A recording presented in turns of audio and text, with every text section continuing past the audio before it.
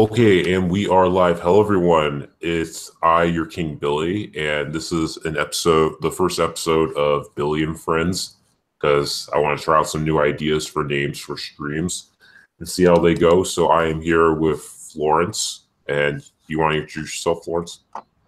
Okay, it's Florence Lupin, and it's good to be back. Oh, that's cool.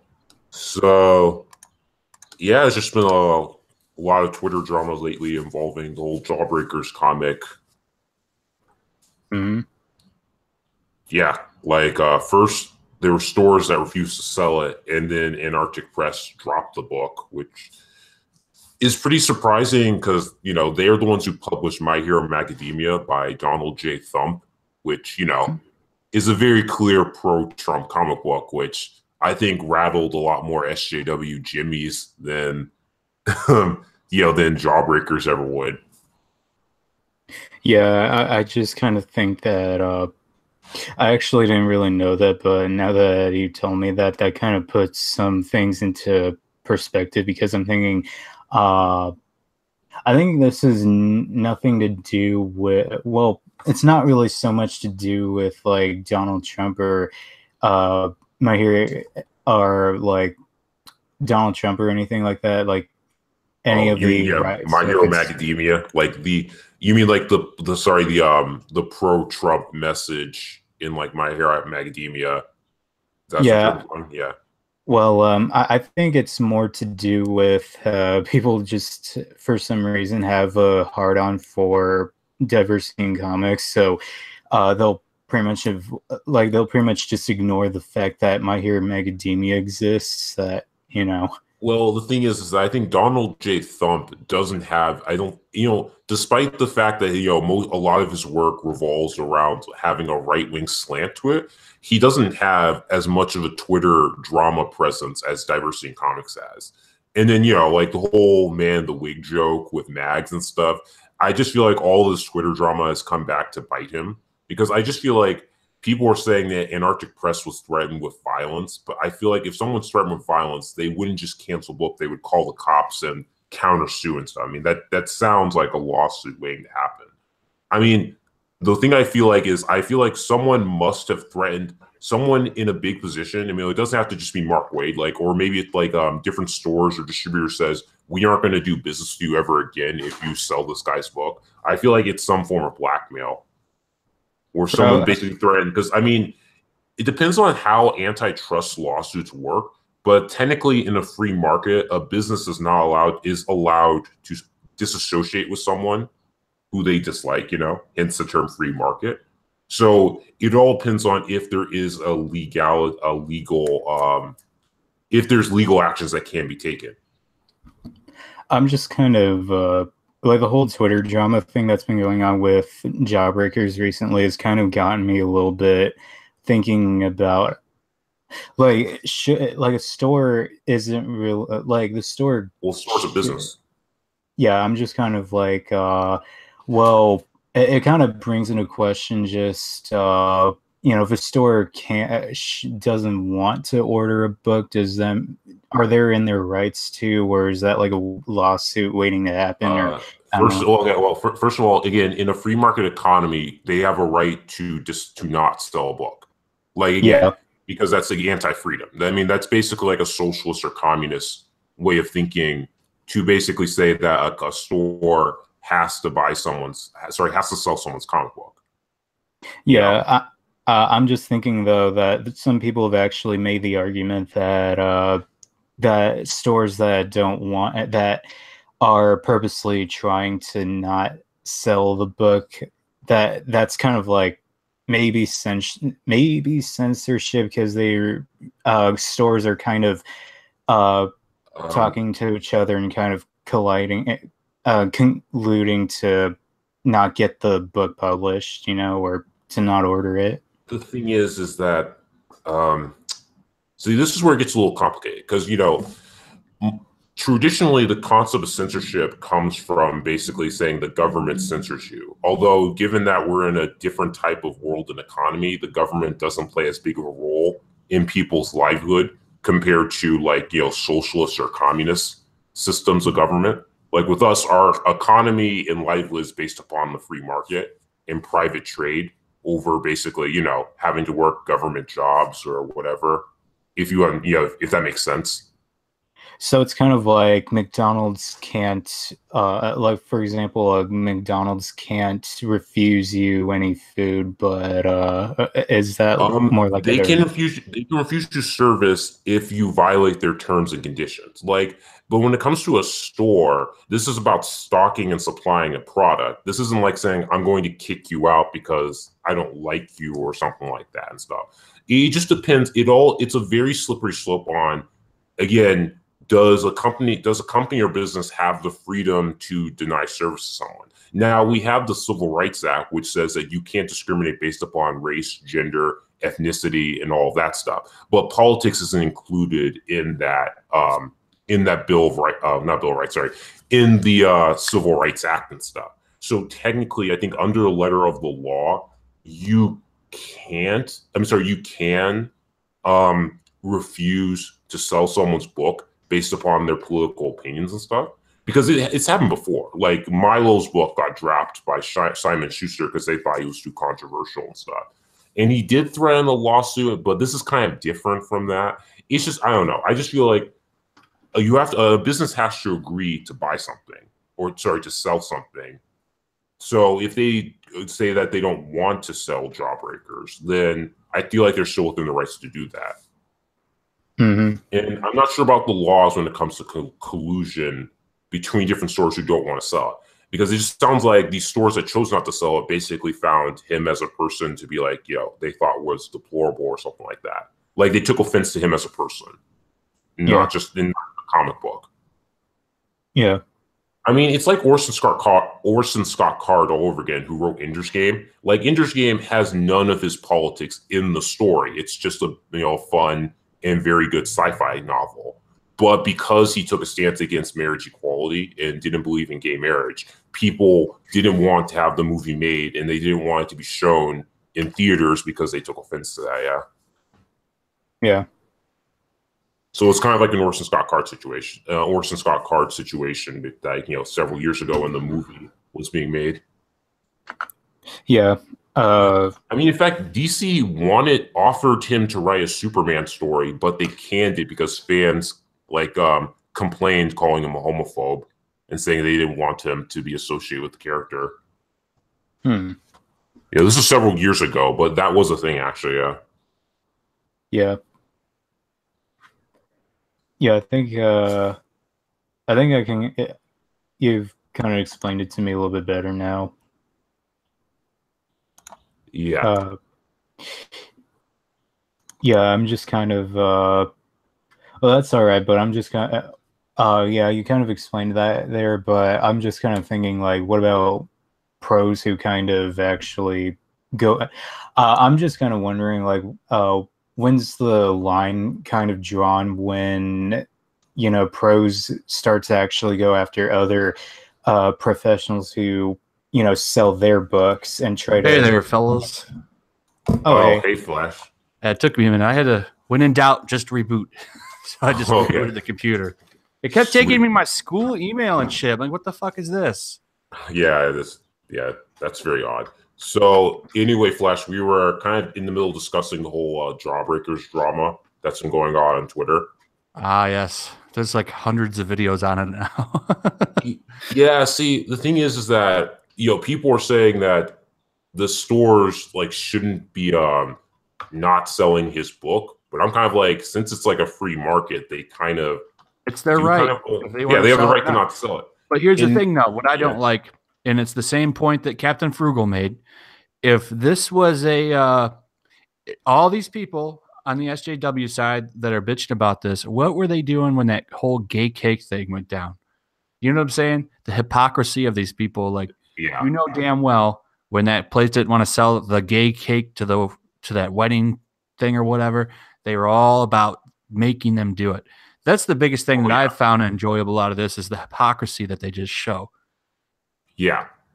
But now there's this whole thing that Anarctic Press dropped the comic book, and they said it had something to do with threats of violence. But the thing is, if it was threats of violence, they just had to call the police or, file a lawsuit and stuff. I feel like this must have been like someone must have threatened to like basically not supply their books entirely unless they drop the comic or something like that. Well, they bent the knee either way. I think that was the stupidest thing they ever did. Like they could have made a lot of money off of this book. I mean, look at like what is it? Delivery. Yeah. You mean the order? Sorry, the order numbers.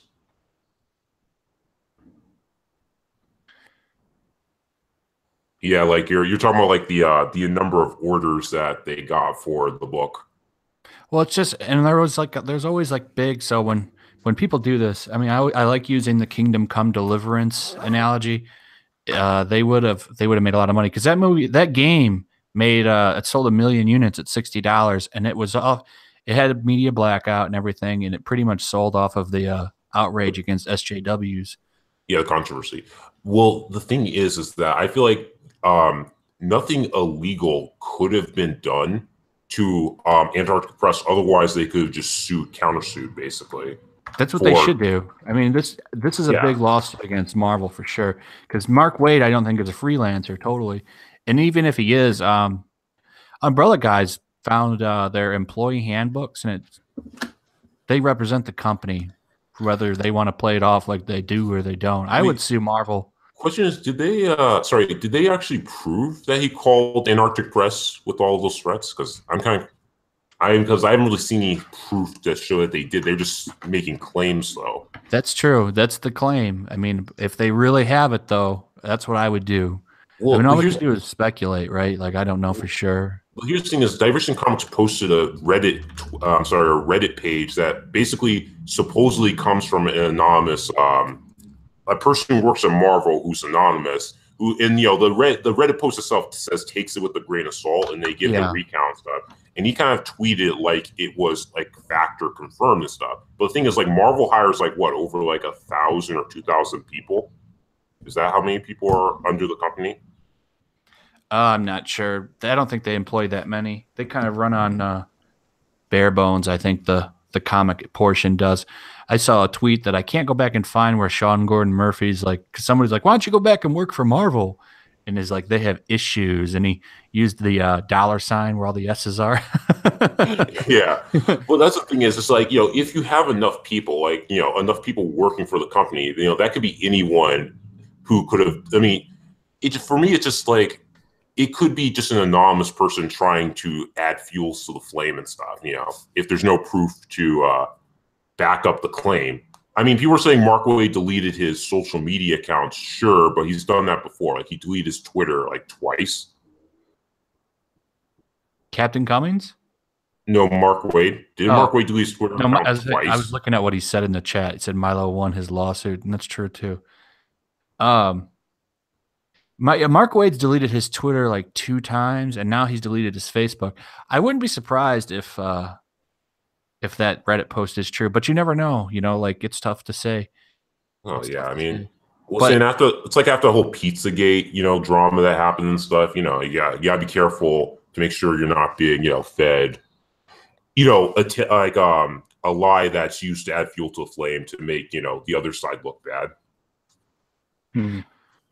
Well, when it comes to like making ourselves look bad with the other side and stuff, I'm like beyond caring because it doesn't matter what we do, it doesn't matter anymore. Anything we do, we get labeled, anybody that's associated with the hashtag gets drawn into things. It just kind of, who cares? It's not like they buy anything anyway, or they have any. Well, it seems like Twitter's become very serious business now because I feel like, again, because like Antarctic Press published My Hero Macadamia by Donald J. Thump. And, that book sold pretty well. And it got a lot of hate from the SJWs, but they didn't back down from selling and stuff.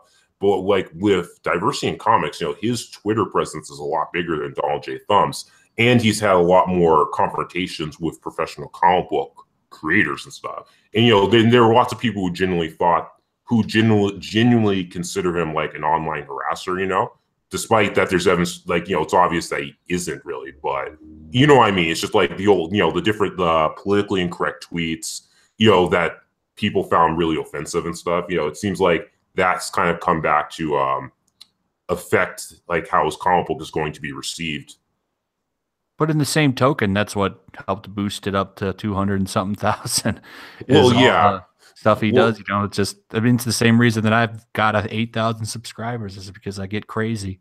Well, the thing is that with YouTube's a little different. It's like with those political commentary. Political commentary, I feel like it's a little more open to being lenient. But when it comes to comic books, there's just so many progressives and far leftists in the industry right now that it's literally, you can, like, some really unfair stuff can happen to you if you don't follow the narrative. Like here in Seattle, like you literally cannot be an outspoken conservative and a comic fan in the city. Otherwise, you'll get like ostracized, banned, or potentially even attacked and stuff by these rabid SJWs. That's pretty much anywhere though. Like you're a racist bigot if you're not leftist. Well, it's kind of like with the NFL, with that whole like protesting that was happening during like the 2016 and 2017 season. Because the NFL has a really big conservative audience, that had negative effects on it. So it all depends on what industry you're a part of, because some industries tend to be more centrist or more right wing than some others. So I feel like with comic books, because comic books are so left wing, someone like Diversity in Comics, when people know his name, like because people actually know his actual name, that they basically were able to use his Twitter against him and getting his book like not sold at different stores. Yeah, but they did publish Tim's book. Tim's been on like Wait, you cut out a bit. Like Tim? Oh, Timothy Lynn. He's been on like Alex Jones and stuff, and they published his book. Yeah, but it just seems like his Twitter presence isn't as big, and I guess because he didn't get, if he didn't get into as many confrontations with professional creators and stuff, yes, SJWs would hate him, but he didn't really like slight the creators as much, so that's probably why his book didn't get busted. Yeah, I don't know. Didn't they say they had another publisher lined up though? It's not like he's making his own publisher. It's going to be called like Splato Comics. Yeah, I like that name. Well, I hope it works out. I kind of don't like you don't like it? Well, it's kind of silly. Sorry. Yeah, but comics are silly. So, I mean, I don't know. It works. It's funny to the community, which, we all know what Splato is. Yeah, I know. It's his alternate account on YouTube. I came up with a couple names. I think one time I wanted to come up with something called Politically Incorrect Publication, or PIP for short. Yeah, but yeah, I mean, yeah, he can make the name whatever he wants. I just thought the name was pretty funny and stuff, and it just sounds like that's going to get roasted a lot by Nurkish when he gets his chance. Oh, for sure. Yeah, but I mean, he gets roasted by Nurkish all the time, so it's okay. Yeah, I don't know. It's just like, I mean, before this whole drama started, there was a bit of like some people acting on like Twitter where it was like, oh, we have proven that this is what the industry wants, which is Jawbreakers. I'm kind of like, it's crowdfunding. The people who funded it were basically either supporters of Diversity in Comics, followers of people who supported him, or just people in Comicsgate in general. It's not really like the entire comic book industry as a whole. Because I mean, a lot of SJW books get crowdfunding as well. So I think the difference is they didn't have any blackout media. They had a media blackout. But I mean, sure, like, outrage is definitely part of the reason why it did well. But I mean, he also does have good talent on it. I mean, well, yeah. I mean, I'm just saying. Well, also think about media blackout. We're talking about like the main media, but the alternate media is a really big thing nowadays. So I mean, a lot of people are kind of giving up on the main media anyway. Hence why Gamergate was the thing, where people realize that, oh yeah, we don't really need to go all to these game journalists. We can just go on YouTube and watch game reviews and Let's Plays and see for ourselves. Yeah, that's what I do. It's kind of like how I'll still watch. Like I'll go and watch an IGN review sometimes.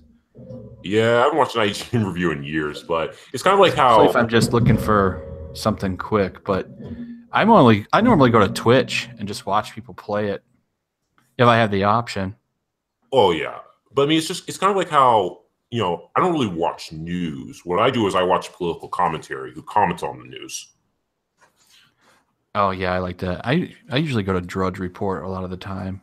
So I had like an app on my phone. And I read a lot of news when I'm taking a shit, to be honest. So I just pull Drudge Report, man. I trust Drudge Report a little bit better than most websites. Yeah, I don't know. Yeah, I get that. I guess just for me, just all those claims that basically that we were proving what the industry wanted by basically the fact that Jawbreakers had a really great crowdfunding campaign. I just feel like I don't know. I feel like it's just a little bit dishonest, and that when it comes out, if it sells a lot and is very popular among non-Comicsgate people, people who aren't SJWs but don't really either know or care about the whole Comicsgate drama. If it sells good among them, then we can make the claim. But crowdfunding, in my opinion, is kind of deceptive. And we'll see. We'll see what happens. I'm sure he's going to promote the hell out of it up until the end, and I'm sure he's already reviews to come out. As we'll see what happens. Yeah, because to be real, like I said, let's just say like Alt Hero got like 250,000 backers on their crowdfunding. So and that's not very popular among several people in Comicsgate. Did he ever even release that book? It hasn't been released yet. I'm not sure when it's going to release eventually, but I'm not sure. Yeah, that's the last thing I wanted was more. It's like I'm sick of the far left shit. I don't really want a far right book too. See, my opinion is I feel like since comic books have been political for a very long time, I feel like balancing out is a good thing. It's kind of like you have far left books, we'll put in far right books, and people who are radical tend to hate sharing spaces. So when you get both sides of the spectrum, then people begin to balance out, and then people will kind of maybe move more towards a more moderate approach after seeing all the far left and far right material.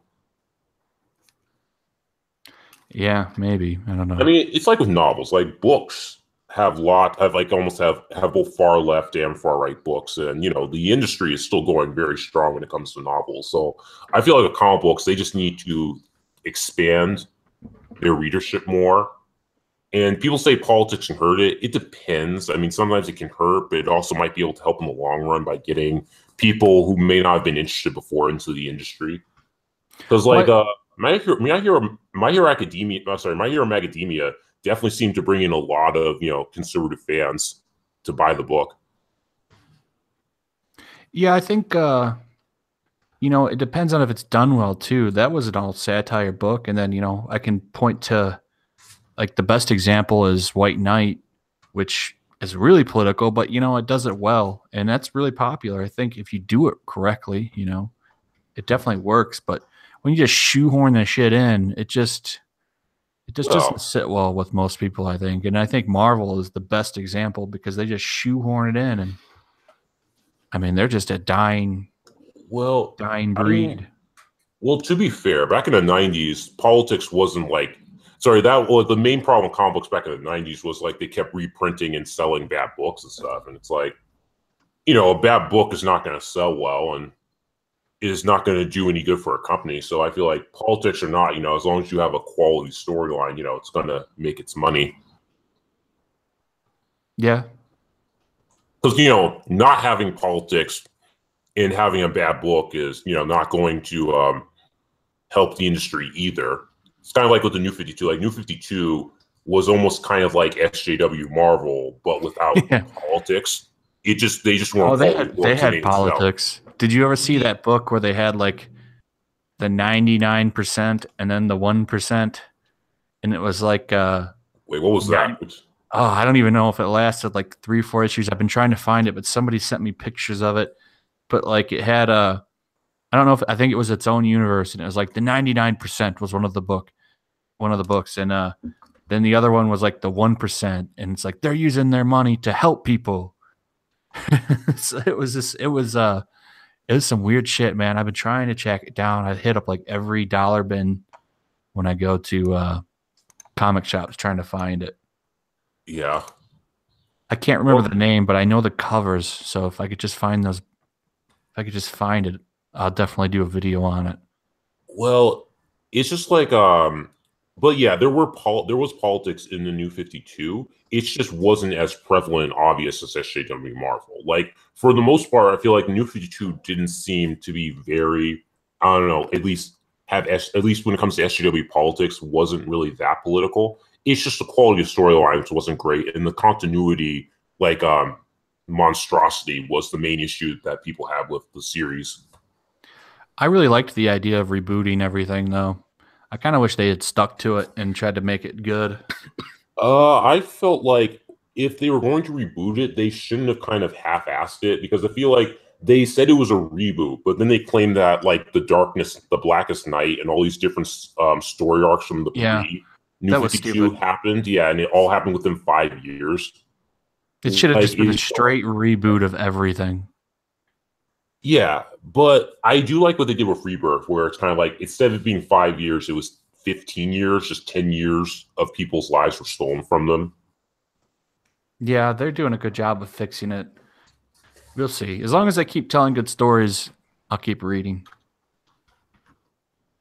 But I do like the idea, because sometimes, I mean, just something needs to happen, right? Like, it's the same thing I always point out with like X-Men, like Magneto. I mean, I don't even think there's a Holocaust person alive anymore. So like, at what point do you change his origin, or say he was frozen somewhere for 10 or 15 years? Well, the thing is that him being a Holocaust survivor is a huge integral part to his character, and the reason why he is so afraid that what happened to his people will happen to mutants as well. It's one of his driving characteristics as to why he kind of, hates humanity. Yeah. I don't know. I think you get things so convoluted eventually with all the storylines and everything. Like Spider-Man being like 35 right now and still being like a homeless bum. Like, I think at some point you need to do something. That's why I did like the Ultimate Spider-Man and all that stuff. I think at some point there just needs to be something that happens. I always like the idea of like aging them up and like having their kids come up or something. But yeah, see, that was the thing, is I feel like the New 52, if they had done what Marvel did with the Ultimates, where they basically put the New 52 in its own universe and kept the old universe, I feel like it would have been better received and they could have done a lot more with it. But because they tried to replace like the pre-crisis, like pre New 52 with the New 52, that's the reason why a lot of fans hated it. Because before New 52, people had fallen in love with all those different story arcs that happened in like the 2000s, like that first decade, with like Infinity Crisis, the Blackest Night, the Sinestro Corp Wars, and like 52, like that storyline, which was really, really good. It just seems like, there's just so many good storylines and people had loved them so much that when they came up with New 52, people just, I guess, didn't like the idea that all those stories were now non-canon. Yeah, you can't please everybody. There's always those are the core fans of DC, though. I think if they could have told good stories, people would have moved on. But it's at the same time, it's hard to say. Like Spider-Man, nobody's moved on from that marriage. I haven't moved on from that. I'd rather him be married. Either have him be married or turn him back into a kid. Well, the thing, I think one of the things I didn't like about the New 52 is that it was almost like they said that no one can be married or have relationships. Because literally everyone's relationship, aside from who was it? Aquaman. Yeah, aside from Aquaman, everyone's relationship was broken up in the New 52. Like Superman eventually broke up with Lois. Then like the Flash and Iris, they basically broke up. It's like literally everyone couldn't be in relationships or have kids. Basically, it was almost like the comic books, like both Marvel and DC, said that, okay, we want to appeal to people who don't have kids and are kind of single and stuff. So we want to get rid of everyone's relationship. Which was dumb, considering that most of their like core relationship, like core fans, right? Like people that have been around for a long time are probably married with kids, which I think is one of the reasons why Superman's been doing pretty decent, is they married him up and gave him a kid. I've been enjoying that. I was really enjoying that run with Jurgens and Tomasi. Sad to see it go. Yeah, it's getting replaced with Bendis. Yeah, have you read the new Bendis stuff? It's terrible. Wait, is the comic book out, or are you talking about the preview for Action? That was in Action Comics 1000. We had the Action Comics 1000, and then we had there was a half a story, quarter of a story or something in the DC Nation Zero. Yeah. It's bad. Like, it's Perry White just kind of blabbing on for 4 or 5 pages, and then of course they introduced like a token black chick who I'm sure is going to move in to be like a hero or something. She's kind of starting off as a villain, which I was surprised to see because they do not make people of color villains anymore. It's always white people. Always white. Are we talking about the Superman story with with Bendis as the writer? Yeah. He had it in DC Nation. Okay. Because I have Superman 1000 with me. I just don't. I just haven't read it yet because I've been busy trying to. I finally got to finish the Last Command, the one of my Star Wars books. So yeah. Her name was Token. Is it really Token? I don't remember. I was so bored through that. Okay. The only thing I liked in it was the Joker story. That was creepy. Okay. Yeah. Did you read DC Nation Zero? No, I did not. But I did read Action Comics 1000, and I loved that. It. I know it's one. I didn't like DNC's review events. I thought it was I didn't either. This is his worst review, I think. Yeah, it's kind of like he says, in the comments too on his thing. He's comparing him to Christopher Reeve and stuff. I'm like, what are you doing, man?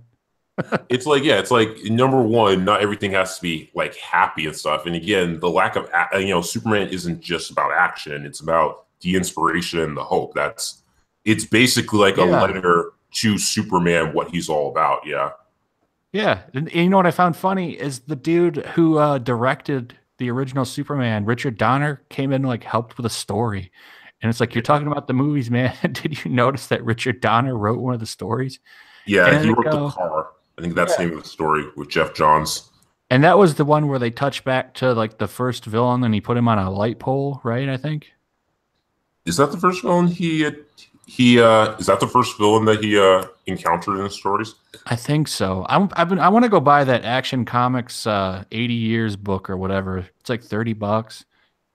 I want to buy that and go through it and read all that stuff because I guess that was one of the first bad guys he ever encountered, and the guy got his life together after he had to go to prison and stuff.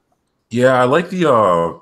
I think my favorite story is the one where Earth. Of Tomorrow, Superman of Tomorrow, where Earth's about to be consumed by our sun that's become red, and he kind of goes back to his the Kent's grave to give one final speech about them.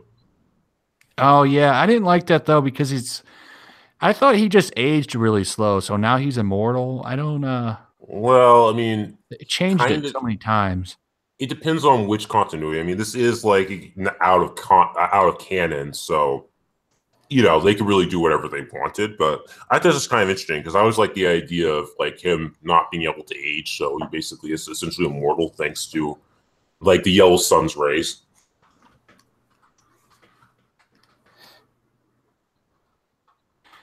Yeah, maybe. I don't know. I don't like the idea of him being immortal, though. I really don't. I'd rather him just age slow and eventually die. I mean, I don't know. He's already powerful enough. You know what I'm saying?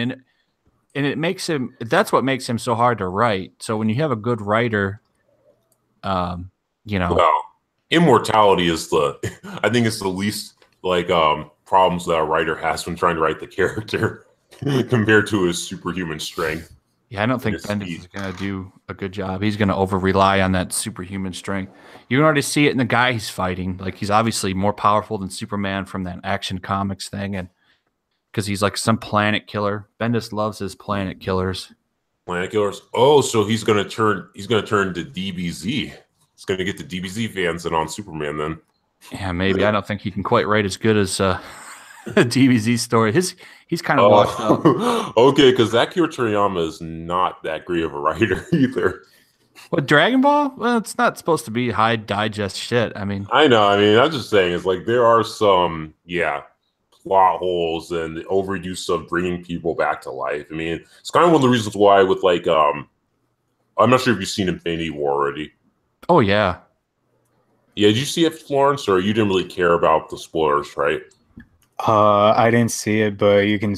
I don't really care about spoilers. Yeah, because I think we talked about it last week, but it's just the whole idea that so many of them died, but they're kind of going to come back to life in the next movie because there were some really huge mainstays. who are that's how it worked in the comics, though. Yeah, so it kind of it makes it so you aren't gonna feel that much emotional investment in those deaths because they're gonna come back. I felt it when I watched the movie though, because I didn't really spoil too much of it. I had no idea another Avengers movie was coming out next May when I went and watched it. So I thought this was all going to be done in one movie. So when I got in there and it just ended, like after all those deaths, like I was like, damn, I was kind of floored. I didn't see that coming because I didn't spoil it. I actually went in there pretty blind. Yeah, that's the thing. Is just I don't know. It's just like I guess since your name is Yellow Flash, you watch a lot of Naruto, right? Oh yeah, that's where it originally came from. Naruto, I think did it almost really good because they bring people back to life through the Edo Tensei, but when it's dispelled, they still remain dead. So they're not they aren't permanently resurrected. It's just only temporary until the story arc's over, and then they go back to being dead. So their death does still have meaning. There are just instances where they will come back temporarily for just for the storyline. But with this, kind of like with Dragon Ball Z, when they come back, it's going to be basically a permanent thing. Yeah, no one stays dead in that universe unless they want to, like how Goku was dead for 7 years. Although, aside from Superman, with DC and stuff, with the Kents, when they die, they normally stay dead. At least in the movies, because Jonathan Kent has always been dead in the movies. Yeah, he's been dead for a long time, hasn't he? I mean, I know there was the pre-New 52 continuity where he was alive, both the Kents were alive, but in New 52 they were dead, and I think they're still dead and stuff now. And then Uncle Ben, he's basically he's always been dead. I remember when they teased the idea of bringing him back in the Clones conspiracy. I'm like, don't you do it. No. Don't you fucking do it. Because they had his casket on that plane. That made me hate that would have made me hate Dan Slott even more. Yeah, now what's Dan Slott getting now? He's off Spider-Man, moving to something else. Oh, Colin McAdams, that's not true. The Namek Dragon Balls can resurrect you multiple times. Actually they can. You get 3 wishes. That is a thing. The Namek Dragon Balls? You can bring people back over and over again. Because they brought back was it Krillin's died a bunch of times, Piccolo's died a bunch of times now. Yeah. Basically the Namek Dragon Balls, so originally the Namek Dragon Balls were not as strong as the Earth Dragon Balls. So you could resurrect someone 3 times. But unlike the Earth Dragon Balls, you couldn't say resurrect the entire planet. But then with the Buu saga, they decided that they need to make it more powerful. So plot convenience. Yeah, plot convenience basically said that the Dragon Balls were now more powerful on Namek. So basically, you could wish the Earth back 3 times and stuff because they did that in GT as well. Whereas the Earth gets blown up at the end of the Buu saga, then they wish it back. And then in GT, it gets blown up again, and then they wish it back and stuff. Yeah. And they changed it again in Super because remember, originally it was you could only be dead for after 1 year's time, you couldn't be brought back. And then, Frieza was dead for probably at least 10 years. And the reason why they explained that was because otherwise it would create a plot contrivance in Dragon Ball Z. Whereas how come Bardock and the rest of the Saiyans didn't come back when they wished that everyone he killed would be resurrected? Because they wished, in the Frieza arc, they wished that everyone that Frieza killed was brought back to life. So they had to have that time limit, otherwise the Saiyans would come back. Yeah, but what about on the Earth when they used to bring back Frieza and Dragon Ball Super? Yeah, I think that was just them. Basically, they were backed up against the wall, and they decided to basically break continuity. I mean, that's kind of what Dragon Ball does, kind of, where it's screw it. Yeah, fuck it. Let's have Piccolo eat dinner now. Did you ever see that? That really bothered me when he was eating those ramen noodles.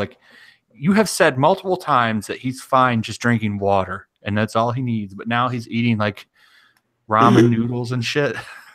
Well, it's kind of like how with Naruto, basically apparently Madara got so powerful that Kishimoto didn't know how to get rid of him, so they added in that whole like Zetsu being like the person behind everything to get to kill him. I really like that. I that think the writing for that show for an anime manga like that, I thought that some of the shit they did was really genius because I never saw that. I remember the Itachi twist. I thought for sure Itachi was just a cold-hearted bastard, and then when you find out all that shit, like okay, that's pretty cool. I think with Naruto, yeah, I think I like the part one of Naruto. I thought was really great. Like the Chunin exams is my favorite arc of the entire series because I thought that's great. The Shippuden was good. My main problem with Shippuden was that they kind of turned the fighting into almost DBZ esque, where it's like a person has to one up their opponent with like an insanely powerful new technique and stuff. Whereas in part one, they focused a little bit more on strategy and trying to outsmart your opponent. Yeah, Like in part one of the top like highlights was basically Rock Lee taking off his weights and then he moves at superhuman speed. yeah, that was a cool fight. He almost beat Yeah. Gaara. Oh, That was yeah. cool. But then with Shippuden, it's like, oh, I'm going to summon a massive Rasengan, or I'm going to fire off a massive like fire attack that like consumes an entire like mountain or something like that. Yeah. and then it's like Sasuke and Naruto get so many power ups in that series, it just gets crazy.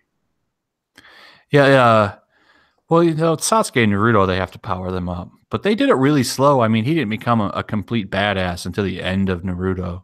I feel like from the from the Pain arc onward, Naruto gets some pretty crazy power ups. Like, I feel like in part one, his power ups are a little more gradual, but when part two starts, it just begins to pick up even quicker. And then with Sasuke, it's like almost every arc, he has a new sort of power to show off or something like that.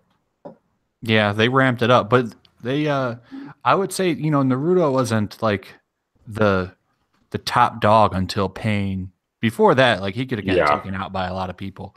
Yeah, see, I guess this is just my opinion. I felt like if part two or Shippuden had like focused more on the tailed beast and their host, that would have been very interesting. Because I mean, I like what they did, but I kind of want to know more about the other hosts. I mean, there were a couple of filler arcs where you did get to learn about a few of them, but a lot of them still you don't really know much about them. I didn't watch any. I got so sick of the filler, I actually switched and started reading the manga. And then Yeah. when like a fight that I wanted to watch was coming up, I would just go watch the anime. Because they put filler in that show so much, man. There was so much filler. Yeah, with Shippuden, they did a little better job where it's like they would have a main story arc and then add in a filler arc. Whereas with part one, there was like a year and a half worth of filler in Japan. But fortunately, Americans got like 3 months of filler or something like that. I got into it. I got into that show a little bit. It was right when Shippuden started. So I like binged all the way through the main show. Oh yeah. Until the filler. Then I skipped all the filler and went right to Shippuden. Yeah, see, for me, I started the show back when it was like I think like Chunin exams in America when that first premiered in English. That's when I followed the show. So I caught a bit of the filler, but I also got to see Shippuden in in the Japanese dub when it first premiered. I was watching they call it like Anime Labs and stuff where like that's before they wised up and finally brought it over here like through Simulcast. So you had to wait. If you remember, you had to wait a day, and then eventually, like people subbed it, and it was on YouTube. And oh yeah, no, I was watching. Yeah, I was watching Naruto and Shippuden back when like Mega Video was the thing before the guy got busted. Because I remember Mega Video, like they had everything on there because they didn't care about copyright. And I also remember when YouTube also didn't have its copyright rules, so they had like whole episodes of Naruto uploaded back when you can only have 10 minutes of video on. Well, now they have like the entire fight. Like I like those, like Naruto versus Pain full fight, and it's like a 90-minute video. That's pretty cool stuff. But I remember back in the day, I used to have like way before Dragon Ball was popular. I was like really young, but I had like dubbed, like they call them fan dubs or fan subs. Fan subs, yeah, that's a thing still. Yeah, people were taking the VHSs and like just recording the episodes and then subtitling them and putting them on. Like sometimes the quality was really bad and stuff. But I watched the whole series like that. Oh, that's cool.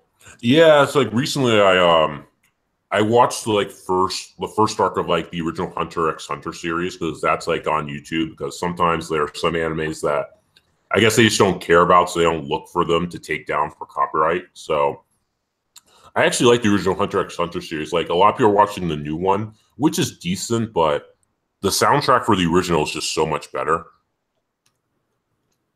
I don't think I've seen that show. I know of it because I played that Shonen Jump game that has like 100 characters in it or whatever.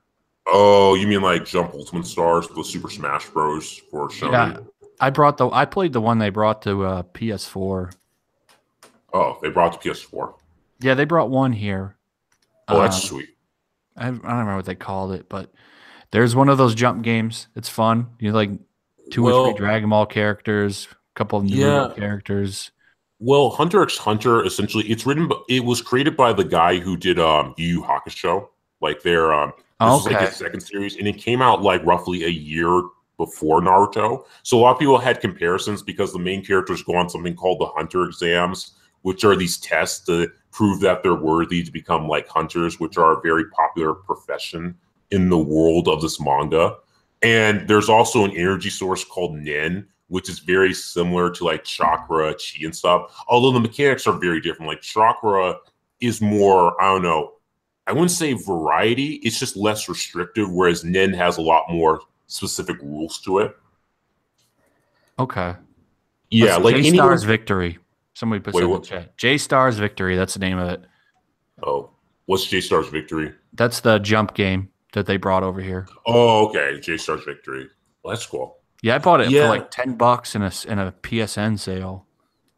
Yeah, one of the things I definitely love about Naruto is definitely the soundtrack. For me, it's like an anime. For me to really enjoy an anime, I need a good soundtrack. Like that's what I like about Hunter x Hunter is that Hunter x Hunter, the original series, has such a great soundtrack that even if the storyline action isn't perfect, that the soundtrack alone makes it really enjoyable to watch. I think the first Naruto series had much better soundtrack than Shippuden. Like they had that like good soundtrack though. Well, like when they had that one when you come out like dun dun dun dun, dun, you know what I'm talking about, and then they had all those like people going hoo ha or whatever in the background. Oh, for the you mean the original, right? Yeah, and then they had that some of that drama music, the lonely sorrow music and stuff was really good, man. Oh yeah, no, it comes to action, like my favorite action song from Naruto was it's the song that I think it's called Strike and Strong or Strong and Strike. It's the song that plays when Rock Lee first takes off his like weights and he starts fighting Gaara at super speed. Yeah. I can't remember the name of the song, but it was really good. And then I think it's hard to remember these songs, just so many of them. Can't remember the titles for each of them. But yeah, so basically that's one thing for me is to enjoy an anime, I need a pretty good soundtrack. Because the one thing I hated about the Hunter x Hunter remake was that their soundtrack is very generic. Like they'll play the same 3 tracks over and over again. I can think of a lot of shows that do that. Yeah, that kind of just gets repetitive after a while. Okay, yeah, the song was called Strong and Strike. That was the name of the song that like is playing when Rock Lee's fighting Gaara. Okay. Yeah. Oh yeah, and then there's the Rising Fighting Spirit. That's the other one. That's a good one. Oh, the Rising Spirit one? That's the one that I really like. It starts with the drum beats and it kind of gets into that, like, rock and roll music. Yeah. Hey, do you remember? You played a lot of the Naruto games. Did you ever play there was 2 on Xbox 360 where they used the show's music? No, the only games I played were the Ultimate Ninja series because that was like considered like the best Naruto fighting game. Oh, I think that the 2 that were on Xbox were the best. They were made by an American company.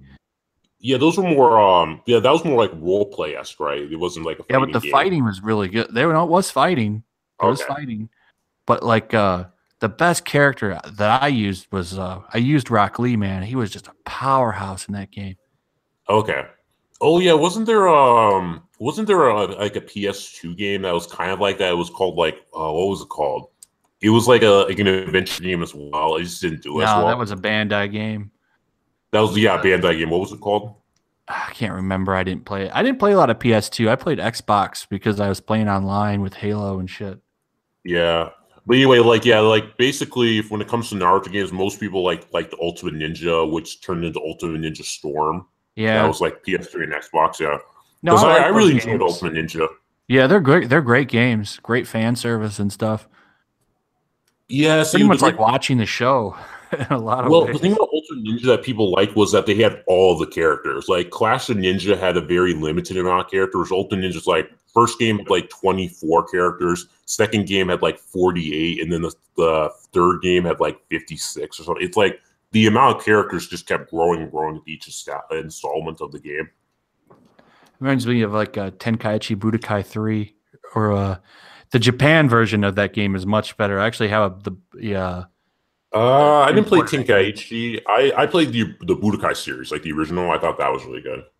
I really liked they call it Sparking Meteor in Japan, but they actually have the show's music in it and stuff.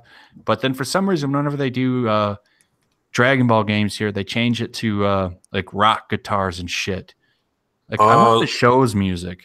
Yeah, I do not like the original Dragon Ball Z soundtrack. I actually like Bruce Falconer's soundtrack that he did, where he basically turned, he does all those iconic rock guitars and stuff. Yeah, I'm a purist. I like the show as it was. Yeah, I'm sorry. We don't need to get into this debate. Yeah, I grew up. I just grew up on Bruce Falconer's soundtrack, and it's really good. Like I feel like it fits the setting. Like it just, I don't know, it fits the moment and setting, like when there's about to be a fight and stuff. Yeah, I think I'm just a fan of the original. I think they're two entirely different shows. The Japanese version and the American version are completely different. Yeah, I mean, it's definitely different, but I don't know. Just for me, it's just growing up. I just felt like, I don't know. I just like that hard rock soundtrack because I feel like it helps with the action. Like it definitely conveys puts you in the mood. What about the Dragon Ball Kai soundtrack? Dragon Ball Kai soundtrack to me kind of feels like it's more of a traditionally anime like soundtrack, whereas the original English dub, a Funimation dub of like the original Dragon Ball Z series felt a little different. Like they gave it a more rock and roll soundtrack. I think that the Kai stuff and Super, they've done a really good job dubbing it. Like I'll watch those dubbed. I can't watch Dragon Ball Z dubbed. I thought it was really cartoony. Well, you can't watch it dubbed? No, I can't watch it. They changed the script, man, completely. Watch that. If you have any of those on Blu-ray or DVD, like turn the American English version on and watch it with the subtitles on and look at how different. Like you'll see moments where they're just talking and there won't be any text on the screen at all. They never shut up. The music never stops. They specifically said they modeled it after WWE wrestling. Okay. Well, they call it the Pokemon effect. It was successful though. It absolutely was, and I'm glad it was because it changed a lot of things and it brought constant video games to me and all kinds of shit. That's what I think that's what Akira Toriyama said, was that like, was it the English dub or just the anime in general, where he says that they changed Goku's character to make him more of a better person? Yeah, Goku's actually a very selfish hero. Like, wait, was that the anime in general or just the English dub? The English dub, they changed him to be like Superman. Where in the animation, like the Japanese version, the character is he's pretty much like a hillbilly, lived in the mountains. Like he talks like a hillbilly. The subtitles actually accurately like show you that he's not intelligent. He's a stupid ass, and he's very selfish. He's willing to throw everybody in danger just to have a good fight. Okay, and, the ultimate question is Goku a good dad or is he a bad? He's a terrible dad. Okay, Piccolo is Gohan's that's actually a debate. That's a debate. Actually, there's a huge online debate and stuff on whether or not Goku's a good dad, and people were throwing insults to each other. I saw this funny meme where they I don't know if you read the Dragon Ball Super manga. You should. It's really good, actually. It's for free on you can go to viz.com and read them for free. All legit. They just put them on there. And somebody put a meme with Gohan when he joins the tournament. In the anime, he dressed like Goku. In the manga, he dressed like his father. He was in Piccolo's garb. Okay. Yeah, see, the one thing I also didn't like about Super was they added the Dragon Ball Minus manga, which kind of shows his mom, which kind of retcons Bardock, the father of Goku, because that's like one of my favorite Dragon Ball Z movies. I'm with you on that. Yeah, I love that Bardock movie. I just ignore that they had his mom in there. I ignore that Dragon Ball.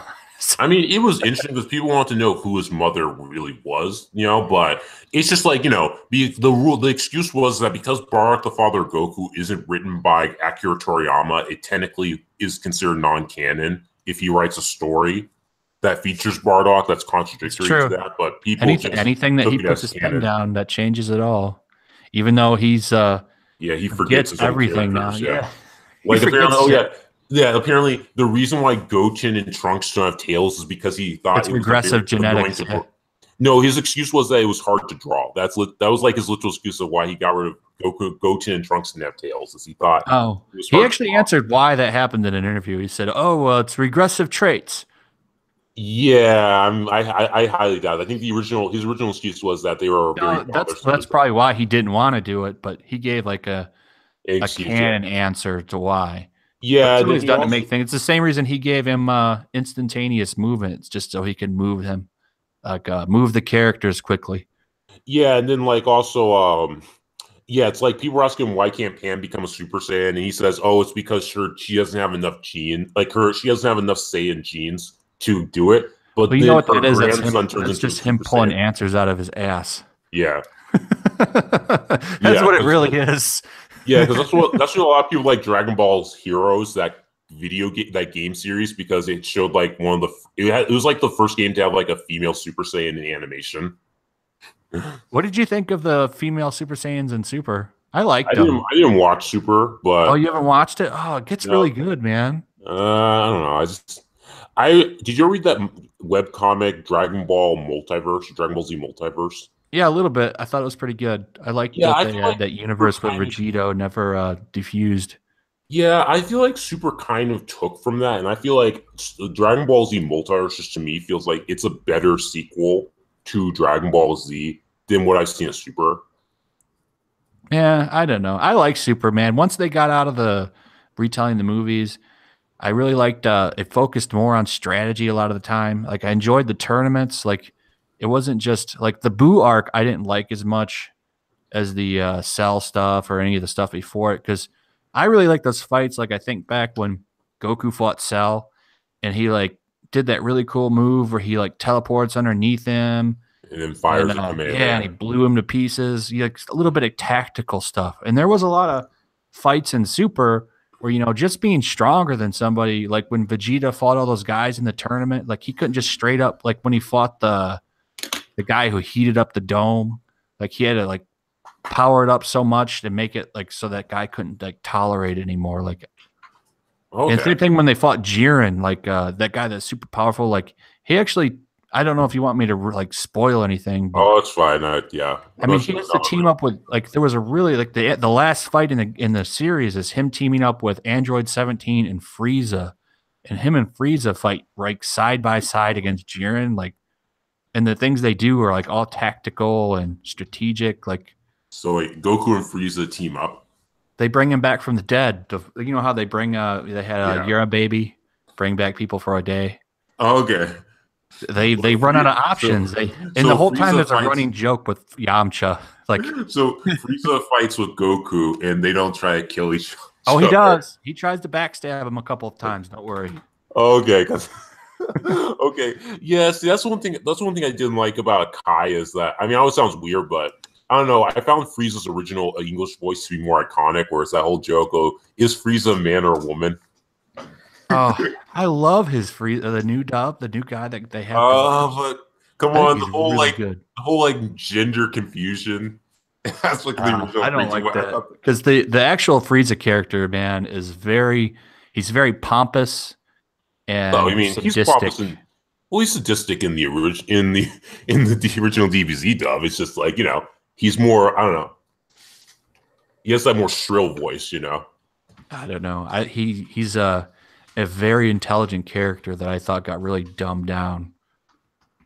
Like dumbed down. I mean, just like if you were like just watch him with watch the Japanese version and just look at the dialogue and the way he talks.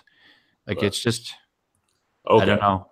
Because I mean, like I say, he still felt like pure evil in the dub and stuff. And like the one thing I do like about like the original dub was because it was on Toonami and stuff, there wasn't as much censorship with like the violence because it seemed more violent. Whereas Kai, I think there's more censorship when they ported it to America. But that changed in Japan. They changed up some of the rules. It wasn't that bad though. I don't like a lot of the censorship, but you know, overall, I think pacing wise with Kai too, like you can sit down and like it's just it moves better. You know, whereas in the original, you had all of that filler tied in where they're like, for like 3 episodes, you know? Oh, but come on. That's like, boom, that's iconography right there. I mean, it's like, again, it's like Goku's actor had to scream for like 3 minutes transferring to Super Saiyan 3 and stuff. That's iconic. I mean, that's one of the things I think some people kind of didn't like Super Saiyan God transformations because Super Saiyan 4 to me felt like more of like the better evolution of those transformations because in that he basically becomes more ape-like when he becomes like a Super Saiyan 4. Yeah, I don't know.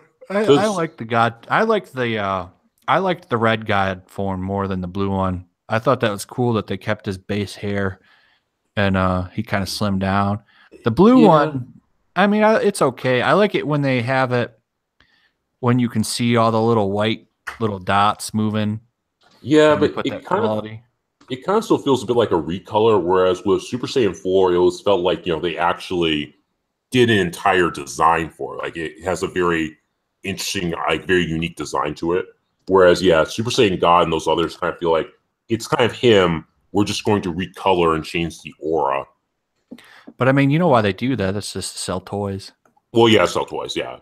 But, like, that's one thing is they had a Super Saiyan Rage, which was Trunks. And then they have the legendary form now, Super Saiyan Rose. They have the only legendary Super Saiyan is Broly, and everyone keeps asking that they need to make him canon stuff because I actually am a big Broly fan. Well, I like that they kind of trolled people by making him they're making the Broly ripoff of that chick. Yeah, I think Cauliflower. Yeah, I watched a YouTube video where it was like someone did their own little animated movie where it's basically like what if Broly got sent to Earth instead of Goku, and essentially it's like Dragon Ball on easy mode where like he's like beating up everyone throughout the Dragon Ball storyline. Yeah, I always thought that was a really interesting idea if they did like a what if. Because I think there's a web comic that is basically like a what if Vegeta got sent to Earth instead of Goku. I think they have a Dragon Ball room now. They've actually taken a break from the stuff. Like Super's on a break, and then they have a big movie coming out in December. And then I'm pretty sure they're going to bring Super back, and I don't know if they're going to do a time jump. But they have a Dragon Ball room now where they're just dedicated to thinking about ideas. And I think it'd be cool if they did like what you're talking about. Do like some side stories. Did you ever watch the trailers for Dragon Ball Heroes that came out like several years ago? They still have those come out once in a while. You talking about the card game? Yeah, basically there was a fake rumor that was being spread saying that it was a new show called Dragon Ball Z Roshi or whatever they were calling it, like Dragon Ball Roshi. But it turns out it was Dragon Ball AF. Yeah, I mean, well, Dragon Ball AF was basically, I think, just a website for fan art or something like that. Yeah, it was Kanzenshu that started that. You ever been to Kanzenshu? Kanzenshu, or you mean Daisenshu? Well, is it Daisenshu now, or it's Kanzenshu now? It used to be Daisenshu. Oh, okay. Yeah, I've heard of that. But they started that with Dragon Ball April Fools. That's where that comes from. Oh, okay, so that's what F means. But basically, so Dragon Ball Heroes is the concept that you have kids who play a game and they get sucked into the Dragon Ball world where they become either Saiyans, androids, or the different races throughout Dragon Ball, and they fight villains. And they also go to different time periods in Dragon Ball. Like there's one where they go into the GT timeline. one where they go into the super timeline and all these different interesting ideas. So I thought that would make a really cool show to have like basically it's about like fans of the series who get transported into they did that. Did you? Oh, you know what you should look up? I don't think they brought it here legally, but if you go on YouTube and just look it up, there's like you can find people who put the music against the manga. Look up I forget the name of it, but it's about this story. It's the guy who it's an official thing published by the company, so it's a real deal manga, and it's about these two kids get sucked into the Dragon Ball world as Yamcha, and the other one becomes Chaozu. So he ends like it's really cool. He like takes over the body, becomes Yamcha. He comes in right when they defeat Pilaf, and he's like looking at Bulma. He's like, "Oh, I'm gonna get laid," and then he thinks to the future because he has the cool thing is he has all of the knowledge of what's gonna happen because he was a fan of the show. Okay. So he ends up training up hard and helping him beat Vegeta and all of them. And then they show like little snippets of what happened, and then they skip ahead to the Cell Saga where he's pretty much useless. Okay. Yeah, I mean, that's an interesting idea, but I guess with this would be like the characters are like in the show, like they're not taking over another character. They're just like inside the show as like characters of like the Oh, I got you. That's just the closest thing that they've actually done to what you're saying. You should read it. It's really good. Okay, I don't know if they're ever going to bring it here. That's the thing, but you could watch it on YouTube really easy, or probably find One of the things I like about doing role plays, because they're like people do forum-based role playing on Dragon Ball a lot on a website I'm part of. And what we like to do is we basically will make it so humans are not useless, where it's like, oh, Saiyans have Super Saiyan transformations, but humans can also train and keep up with the Saiyans and have like their own style transformation. Yeah. Yeah, because that's one thing I hate about Dragon Ball Z was that it's like, oh yeah, humans are useless once they get outclipped by the Saiyans and stuff. Well, it's like literally you can only win if the Saiyans helping, That's not true, because Tien's been pretty useful, I would argue. And he but he's had his moments, man. He had his moments against Cell, he had a moment against Boo. Yeah, but in Dragon Ball Super, Tien and Krillin gets knocked out pretty fast, actually. But Master Roshi, man, has big moments in the tournament. Big moments. Yeah, he's one of the weakest dudes, man. But he takes down that Frieza clone for a minute, and he has a really good fight against this bird. Like everyone gets moments.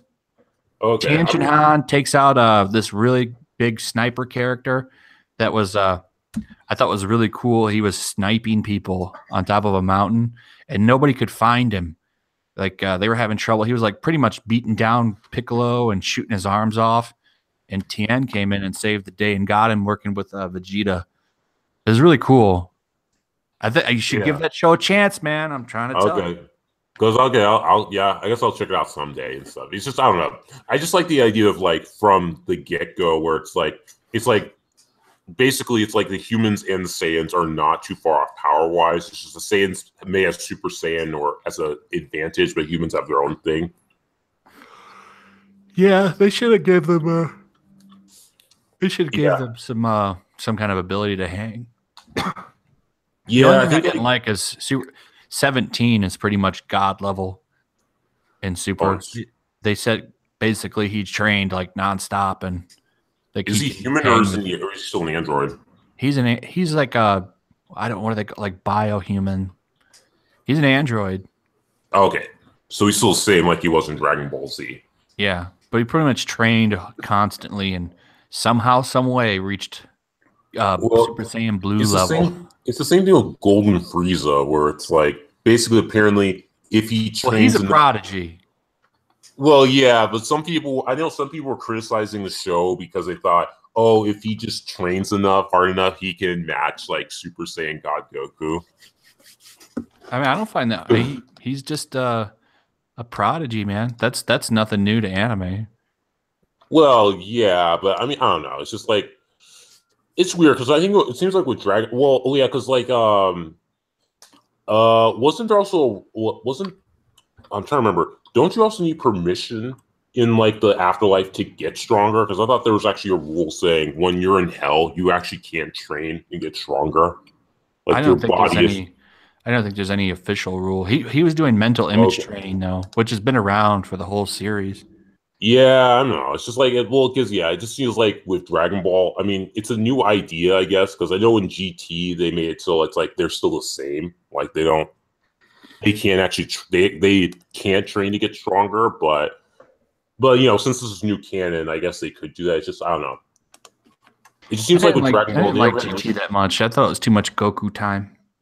Same thing with even with Super. It's a lot of cases the Goku and Vegeta show.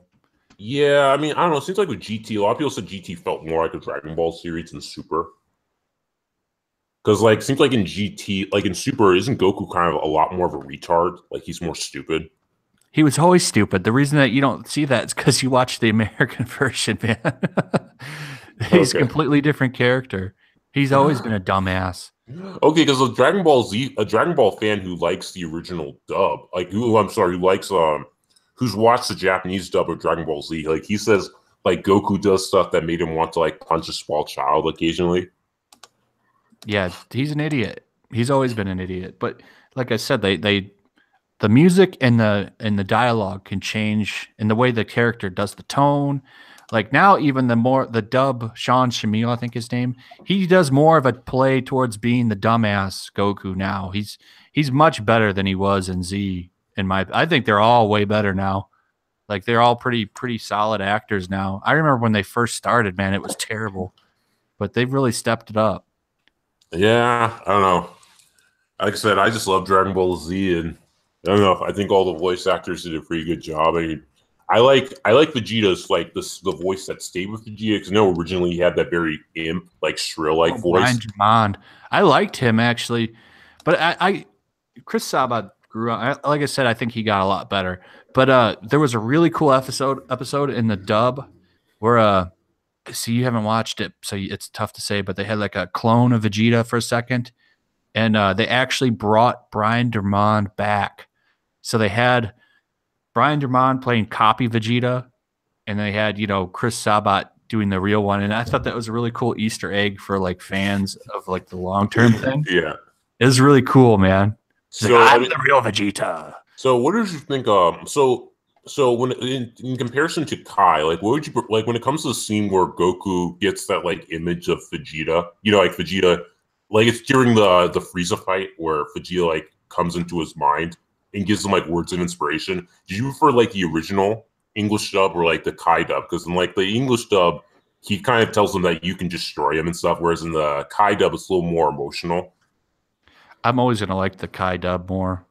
Oh, okay, because some people said that the Kai dub was really good and emotional, but like the original dub kind of felt like it was more Saiyan-like. The Kai dub actually follows the Japanese to a T. That's why I like it a little bit more. Oh, so in the original Japanese dub, like the speech is like that? Yeah. Oh, okay, because it seems like a lot of people said in the original English dub that was more Saiyan-esque, where it's like, oh, you have to destroy him and stuff. It's in your blood. Like it's less emotional and more Saiyan-like, where it's like just all about destruction. Yeah, I don't know. I like talking about the Saiyan stuff. I've always found like someone never mentioned like some Saiyan pride. That's like what pride? Have you seen the jokes with like the Hitler jokes, where it's like, oh yeah, they get blonde hair, light eyes, they become super strong. It's like Saiyan I always say Hitler would love Dragon Ball Z and stuff. Yeah, because there was that movie.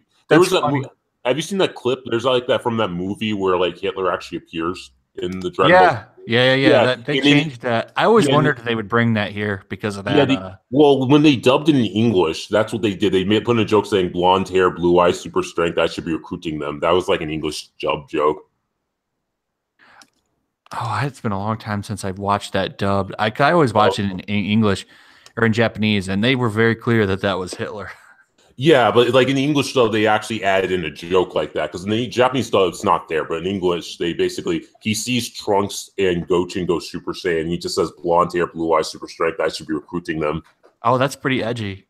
Yeah, I'm surprised. I'm really surprised.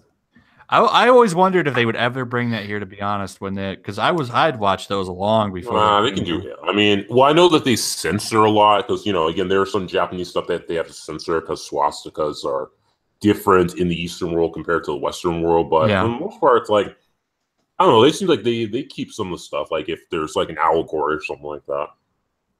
Because like with the Japanese and stuff, like their allegories are very different from ours. Like in Japan, they don't really have, let's say, like a social justice. Like they don't have like the same types of politics as we do. Where with the Japanese, it has to do about family, war, like death, handling hardships, and all that stuff. Whereas in America, we have like race, gender, and all that other stuff. But in Japan, it's not really a thing. Yeah, they're more collectivist. I mean, kind of, yeah. I think also is the fact that most of Japan is Japanese. Like I think 98% is Japanese. Well, I mean, they're not individualistic people. It's a collectivist society. In their mangas, they kind of are. It's weird. Their society's collectivist, but it's like their manga is kind of like an expression of those individualistic like feelings. Because like Naruto, he's pretty individualistic, and then like Goku in himself is also individualistic in his own way too. So it's like the manga creators do tend to like, show off the idea of individualism in their mangas. Yeah, I could see that. And also being rebellious, kind of why a lot of shonen characters are very rebellious and carefree, because in Japanese society you have to be very buttoned up and like following tradition. So I guess they express that in manga. It's also kind of why hentai is so insane in Japan, because, all that cleanly buttoned upness probably produces an insane, like, sexual fantasies. Yeah, there's some strange shit they're into over there. You know that they have, do you know they have vending machines? I don't know. For used panties? Yeah, they do. They're there. They cover them up in the daytime, but when night comes, when night comes, they uncover them and they open up. Yeah. Yep, that is a thing. That's so weird, man. I think it has to do with the fact that they're so into cleanliness and like, I don't know, having that refined button-up look that it goes to your brain. Whereas in America, see, that's one of the interesting things about America. The seriously interesting thing about America and Japan is that in America, we value freedom and the individual a lot, but in our creative expressionism, we're very limited. Whereas in Japan, they're kind of more collectivist and more into tradition and following rules. But in their manga, they aren't as worried about pushing buttons. Like they don't care what they're doing with the whole like, fan service, sexuality, and all that other stuff. But here in America, we're very kind of afraid of offending people, despite the fact that we're kind of a nation built upon freedom. Yeah, this outrage culture, I can't stand it. Yeah, I blame education, because if you look at education is so dominated by like left-wing ideologues. It's not like an even split when it comes to who's in education, who's running the schools. No, they've captured it completely. Oh yeah, have you seen all those video clips of like all like those transgender courses? I mean, this is even like elementary school. Some elementary schools are implementing this stuff. Oh, it's bad. I've seen a lot of the Swedish stuff. Well, that's Sweden. It's a video where they're talking about. They had the boys running around in dresses and shit. It's bad, man. Yeah, Sweden. Yeah, Sweden is apparently the most feminist nation in the world. It's like the most feminist nation, yet it's like the rape capital of the West, and apparently it's so feminist that they have taken funding from rape victim programs to fund refugee programs. Yeah, I believe it. Yeah, it's like, so yeah, apparently being the most genderly equal society apparently means that you like embrace like hard patriarchy and stuff. Well, it'll come back to bite him in the ass eventually.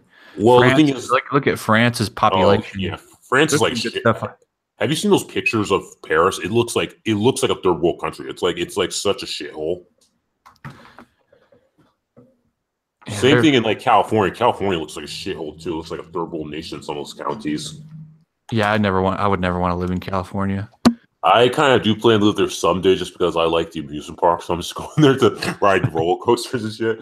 But I kind of do hope that they are able to pass a law making so they can break the state up into 3 parts, because that is a thing where people want to break the state off into multiple states. Yeah, I've heard about that. I think that would be pretty cool. Yeah, it's like whoever gets Hollywood should leave. Like whoever gets LA and Hollywood, everyone should move away who has the sense, because then they're kind of I think LA and Hollywood are two of like the biggest driving factors behind like California's insane policies. I think that's what that comic I picked up was. I went to there's a bigger comic store I go to because they have a big selection, and I picked up this book called Calexit. Calexit? Yeah, Calexit. That's different. Calexit is basically them breaking California off from the United States. Like it's basically is that what that is? Yeah, no, it's seceding from the Union.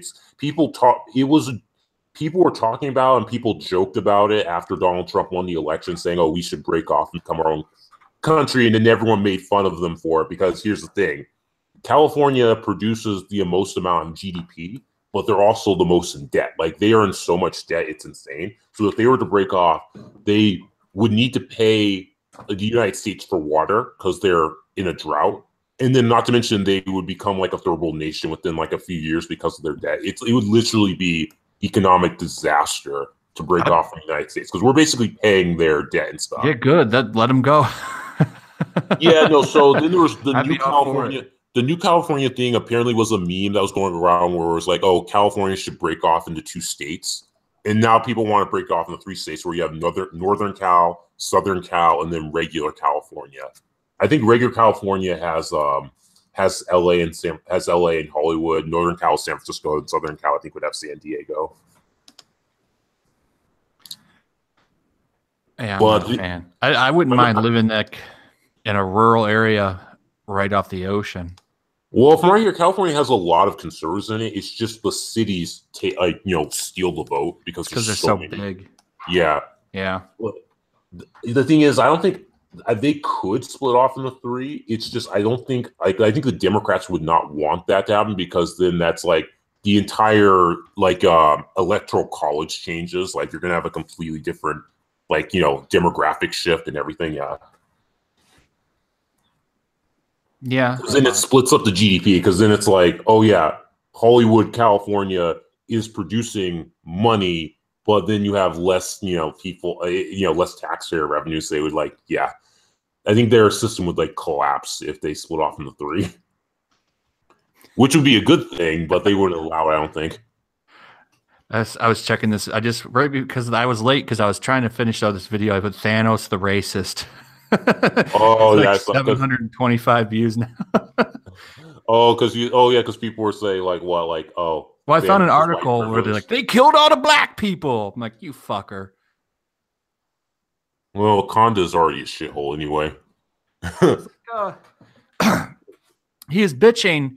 The article is bitching about how Thanos or all the black characters died. Like they should have kept Black Panther alive because that movie did so well. It's like, are you fuck? Do you have it? You report on movies and you don't like that. Avengers was probably already wrapped up.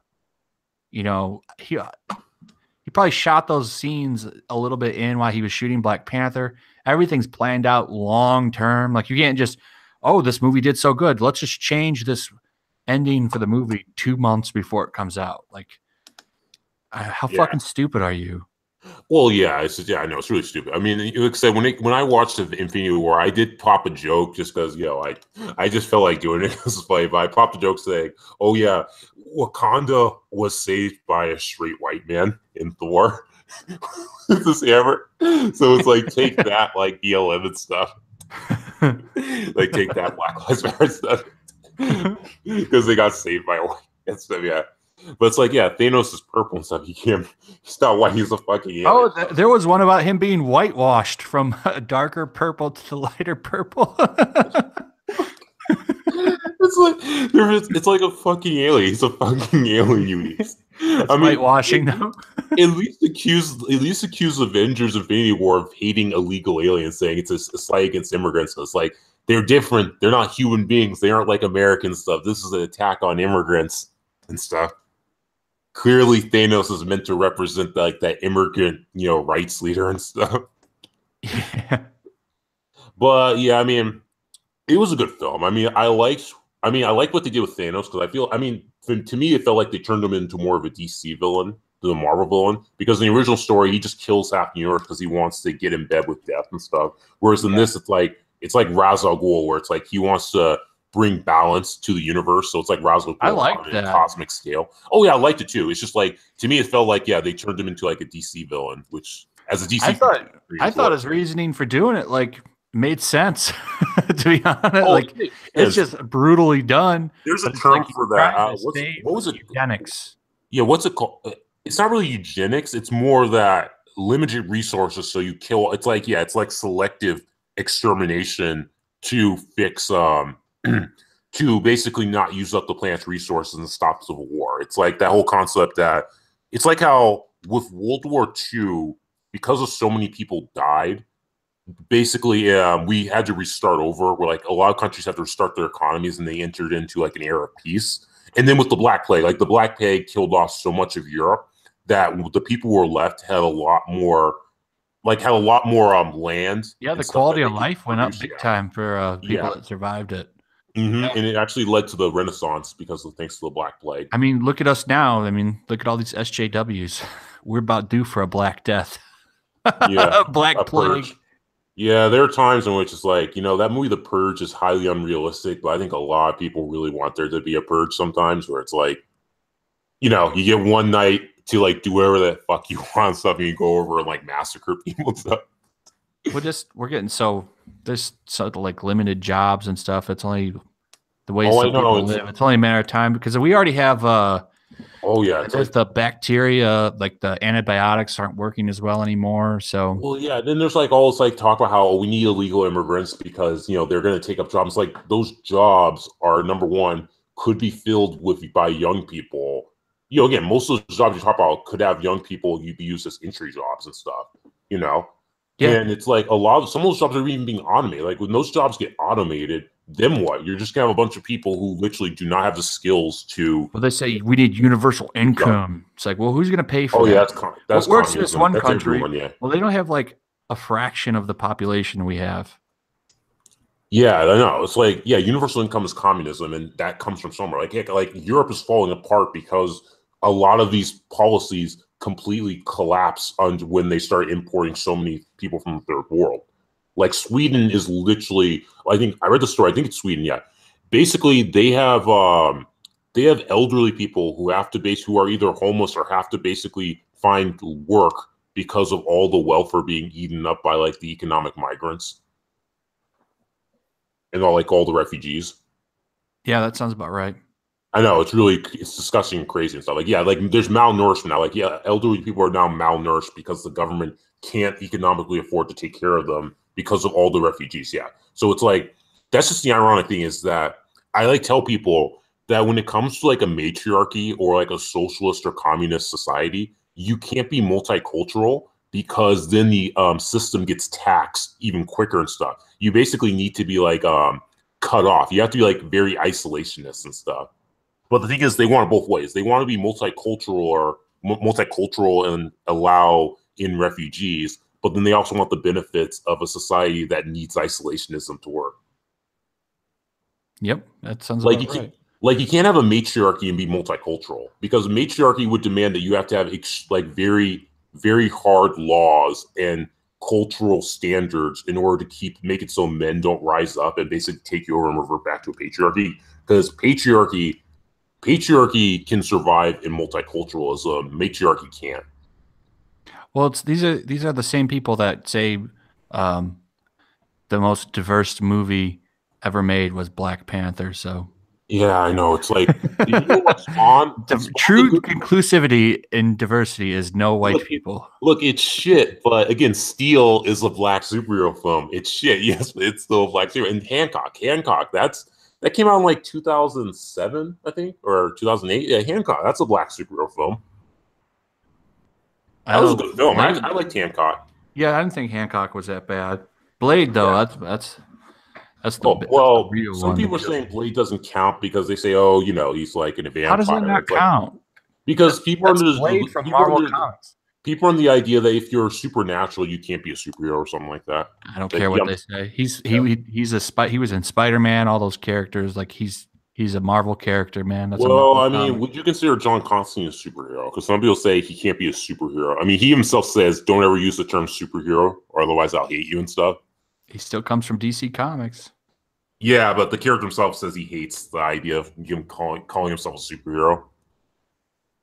Yeah, that's fine. I don't know. It's just saying that it's not in a superhero movie, though. You know what I'm saying? It's a comic book movie. It is what it is.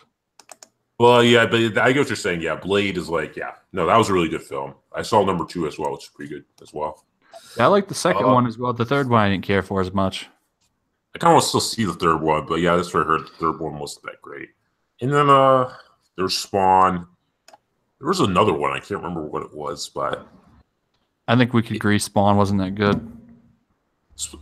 people like Spawn. I thought Spawn was entertaining. I liked the HBO cartoon. That's what I liked. Yeah, I heard that was really good too. That's fucking great.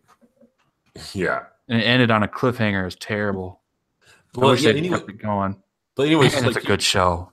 yeah, The Ice Cream Man and shit. Like, it was fucking crazy, man. That shit was dark too. Oh yeah, well it's HBO, it has to be dark. But like the funny thing is that so basically there have been black superhero movies before. It's just I guess maybe there was too many white people in the film, so they didn't like it. Well, I'm gonna probably get out of here, man. Oh sure, yeah. I want to make some dinner. I'm hungry. Oh yeah. Well, thanks for showing up, man. Yeah, for sure, man. I'll come on again. Just let me know.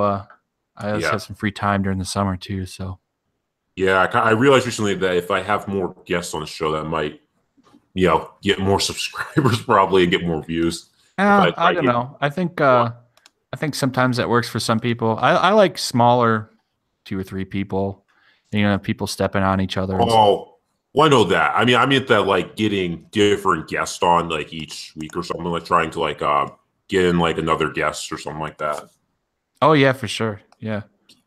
Yeah, because like it's like with the other YouTubers, they like go back and forth between people. Sometimes like one day you might have Spike on, or another day you might have Englentine on, or whatever. Yeah. Depending on who you reach out to. Yeah. Yeah, for sure. But yeah, I'll come back on or whatever. You can come out. Like I'm gonna start streaming more too. So I'll hit you up sometimes. You wanna come on? Okay. Cool. See you later, Lupin. Man, you've been quiet.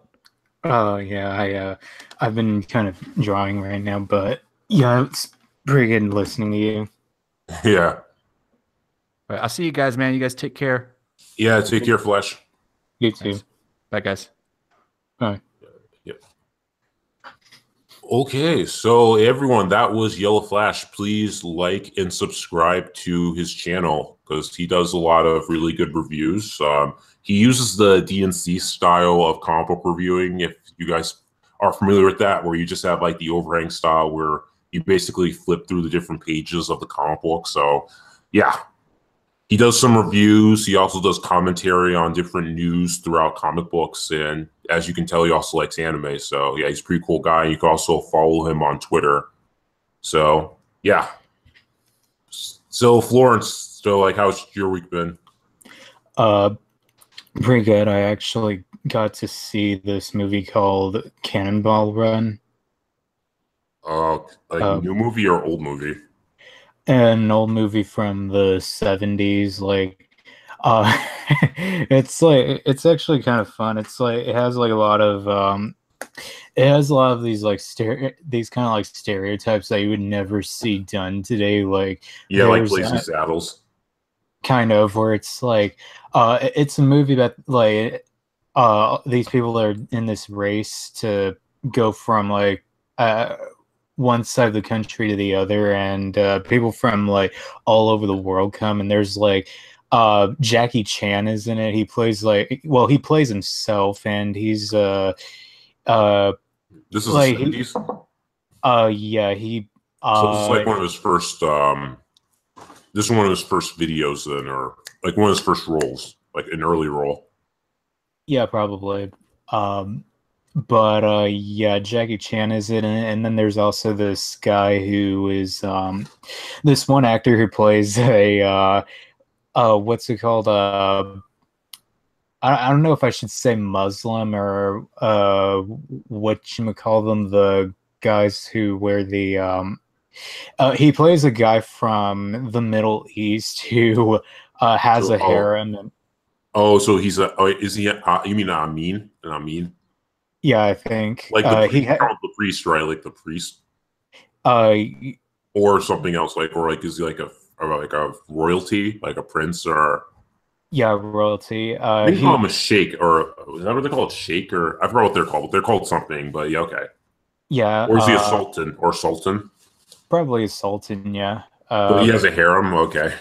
Yeah, and then there's this one joke where he was while they were racing, he stopped at a drive-through at a restaurant, and he just wants to get like these milk to get some burgers, fries, and 2 milkshakes, and there's these this waitress with this big with these big breasts, and he's just like, have you considered joining a harem? Like that kind of. Okay, it's called Cannonball.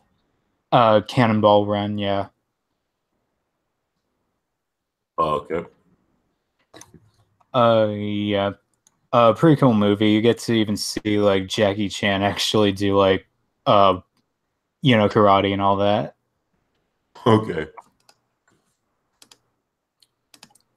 Let me see. I got to go on Switchpoint's channel. By the way, oh yeah, I saw that.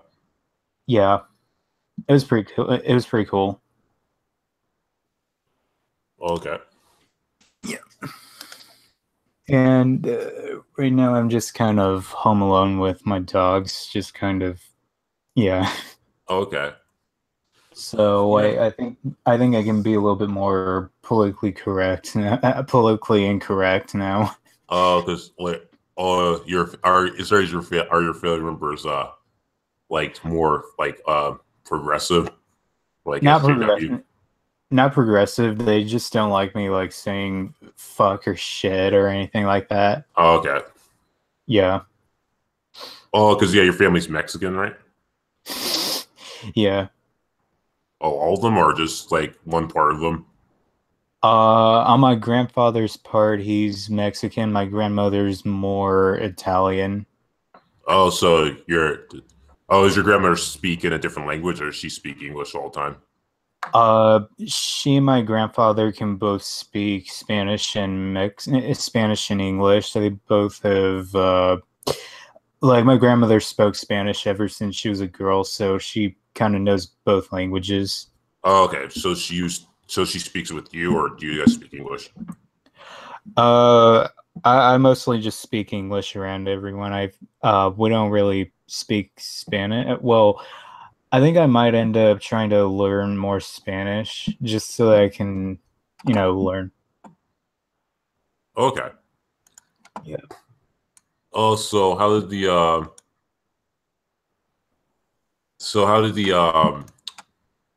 think oh yeah, so how did my requests go and stuff? Is that a little too complicated, or is that still fine?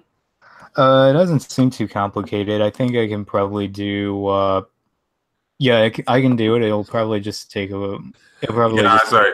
I'm parodying Jawbreakers. Call it Ice Breakers. Because it's like a joke saying, "Oh, I make my here's my new comic Ice Breakers and stuff," and it's like, I should try to actually make that into a comic book series and see if oh yeah, I made it. It's sold in all those stores, Antarctic Press is selling it, and it's making more money than Jawbreakers Lost Soul and stuff. And I was just gonna joke saying that it's a mockery and stuff. Yeah. I'm sorry. I just like the idea of trolling DNC saying, "Oh yeah, my comic book sold more than you did." Oh no, no worries. I like a good troll every now and then. Well, it's something that Nurkish does all the time. There's one. Do you see that troll that Nurkish did where he basically posts this black and white picture of 3 KKK members, and it's oh yeah, it's like I think a dad and his kids all dressed in KKK outfits, and he basically says, oh, and Nurkish says, oh, here's a comic skate meeting with Richard and his 2 kids. Yeah. Yeah. Yeah, it's like, yeah, Nurkic likes to troll real hard.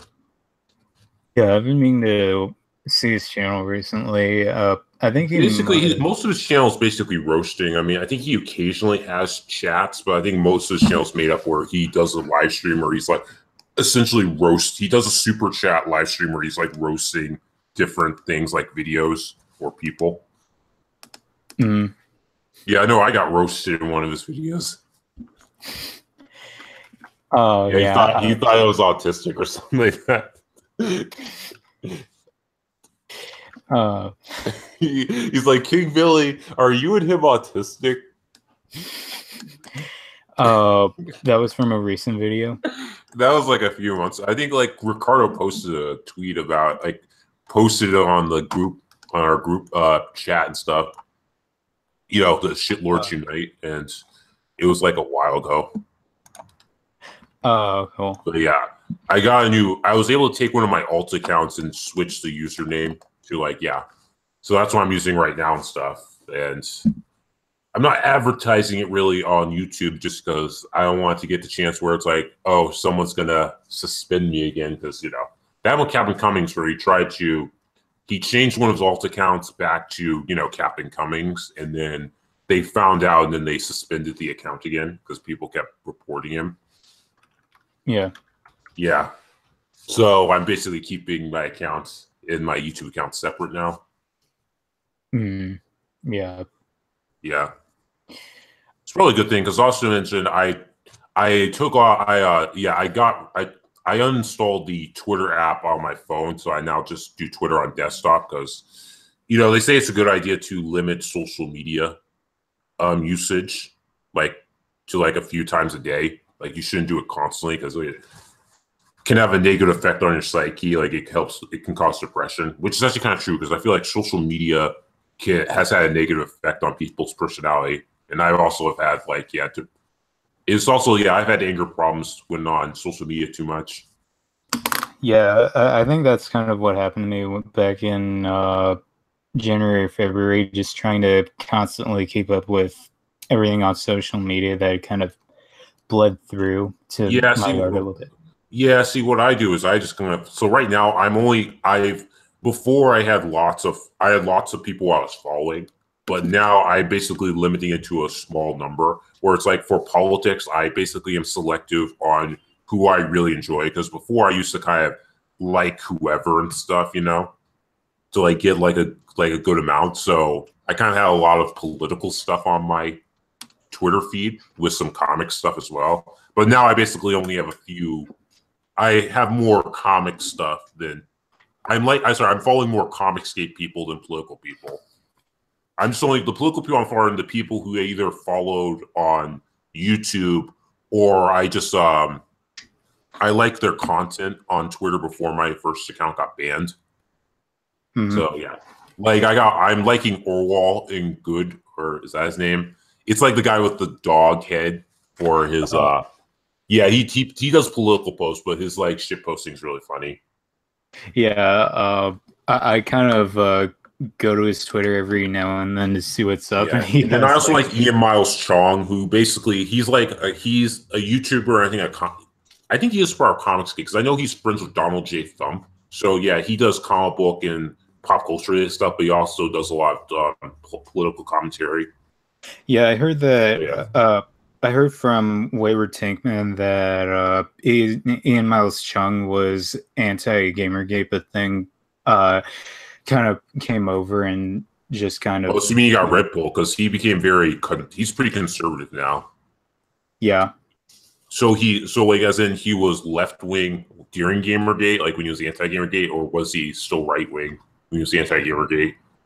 As far as I know, I think he was really left wing before. I think before he came over to Gamergate, Yeah, 2014, I took the red pill too. Before then, I mean, before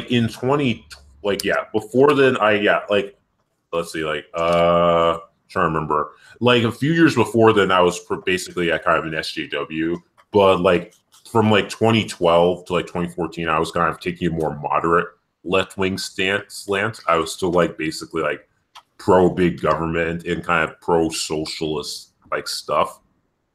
Well, then in 2014, I took the red pill and became more right wing, and became like anti-feminist, anti-SJW. Like started off as an anti-feminist. I was like an anti-feminist, like the moderate and stuff.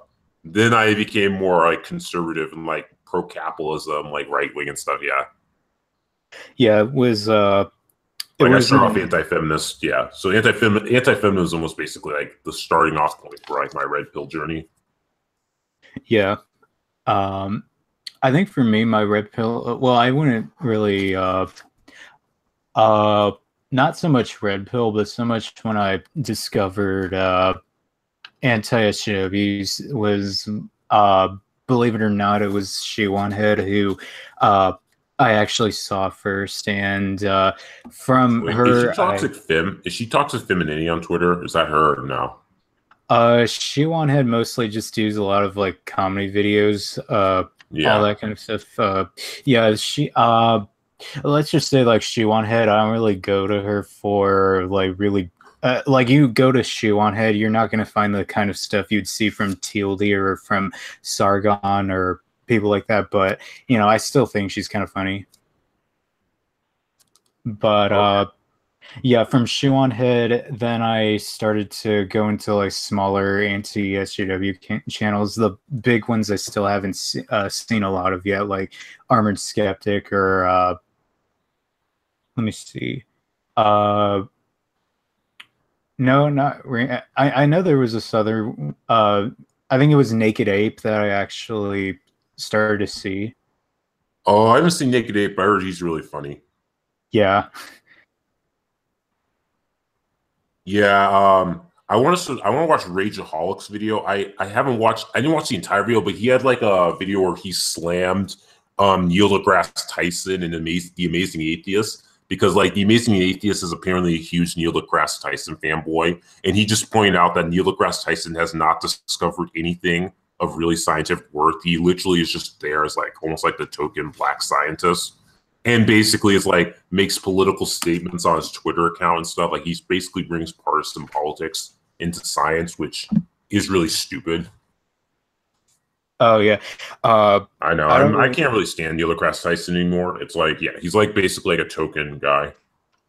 Yeah, I don't really have that much of an opinion on Neil deGrasse Tyson, but I did see this one video of him and Katy Perry where Katy Perry was just kind of like, is math related to science? That was just, oh my God. But it's just like, the thing about Neil deGrasse Tyson is like, you know, again, he has political opinions and he tries to use his platform to mix it with those stuff, which is funny given how the left complains about right-wingers doing that and stuff. It's just, you know, it's just BS and stuff. And, you know, this whole like science denial shit is getting really stupid, where it's like literally anyone who isn't like a progressive apparently is a science denier.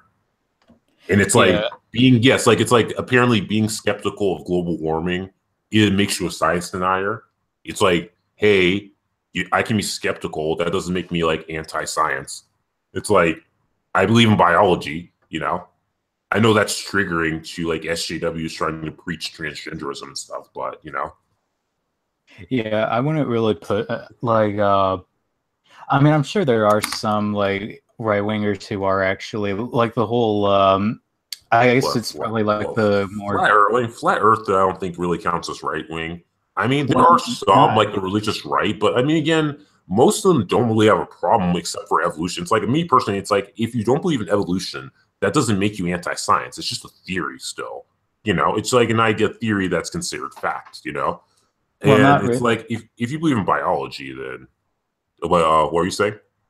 Oh, no, I was just saying that it's not really so much the, I guess, like flat Earth. It's just that Christian people who kind of just, some Christian people who kind of deny evolution.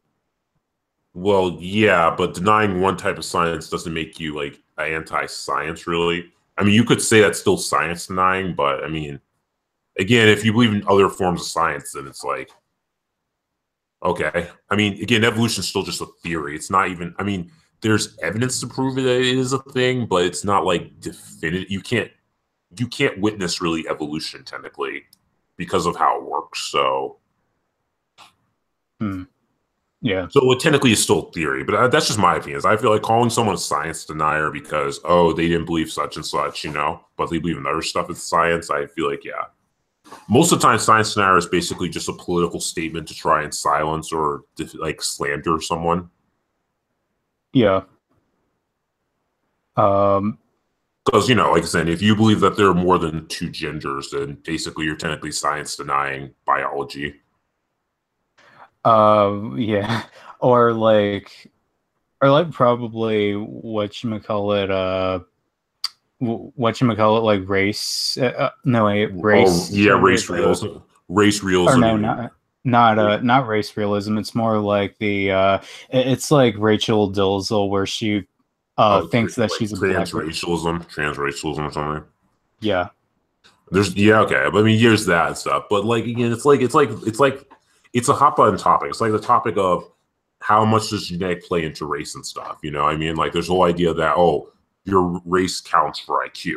Like it's like there was a meme that someone posted where it was like, what was it? What was it? Okay.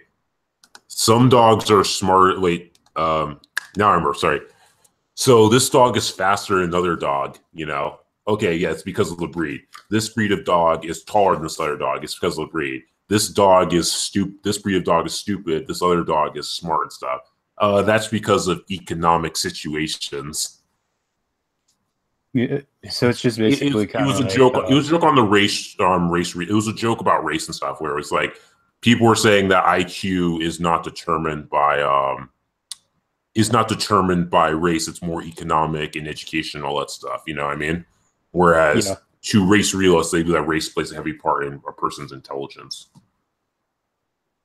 I've heard from Irate Bear that it is more based around your environment, and I think with Irate Bear, I think he said it was like 90 to 80% based on environment, and a little bit like a small fraction of genetics.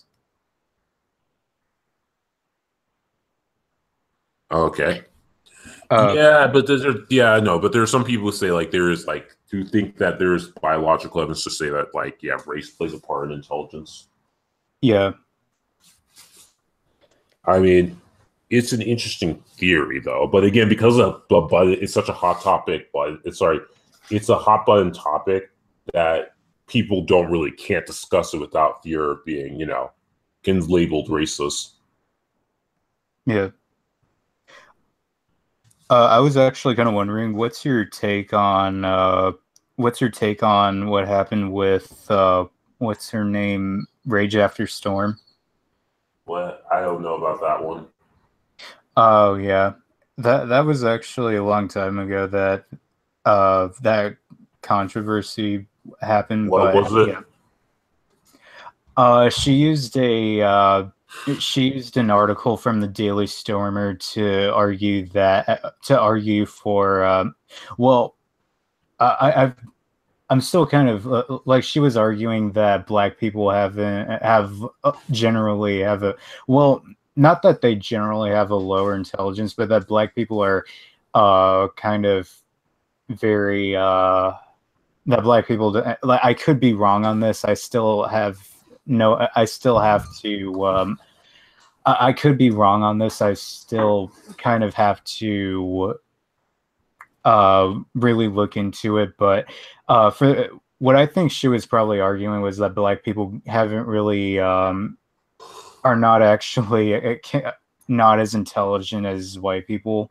That it's not really so much what she said, so much as how she phrased it, really. So she was taking the stance that she believed that black people weren't as intelligent as white people, and that like race played a part in that. Yeah, probably. So is she an alt-right member, or is she like part of like a skeptic community, or like what group is she a part of?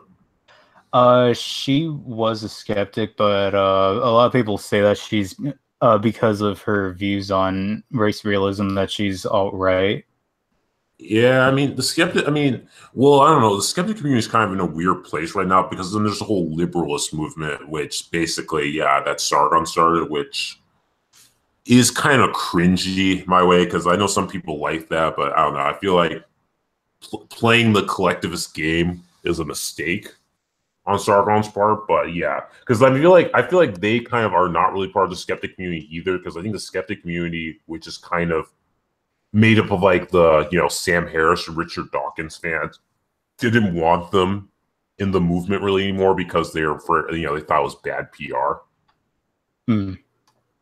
I mean, I don't like Sam Harris anyway. I think Sam Harris is like a coward, because I think, for me, in my opinion, he says he's for free speech, but I think he only speaks out when it like directly affects him and stuff. Because he wouldn't like just debate or discuss with Sargon because he thinks he's just like an internet troll or something like that. Yeah. Like, apparently, like, yeah, he thought that Sargon should have found that the people like the alt-right and all these other right-wing people are like deplorable people or something like that. Yeah. Yeah, it's just stupid. But anyway, yeah, Sam Harris is like, yeah, I don't like the guy. I just think, yeah, when push comes to shove, he basically will cuck if like it's his like entire livelihood is threatened. Yeah. Yeah. But that's one of the problems with skeptic communities. You have all these skeptics who literally aren't skeptical at all. They just essentially believe in these ideologies and can't question their own beliefs because, it's like same thing with all the feminists that join the skeptic community. It's like, you're a feminist and yet you can't be skeptical of your feminist agenda. It's like, yeah.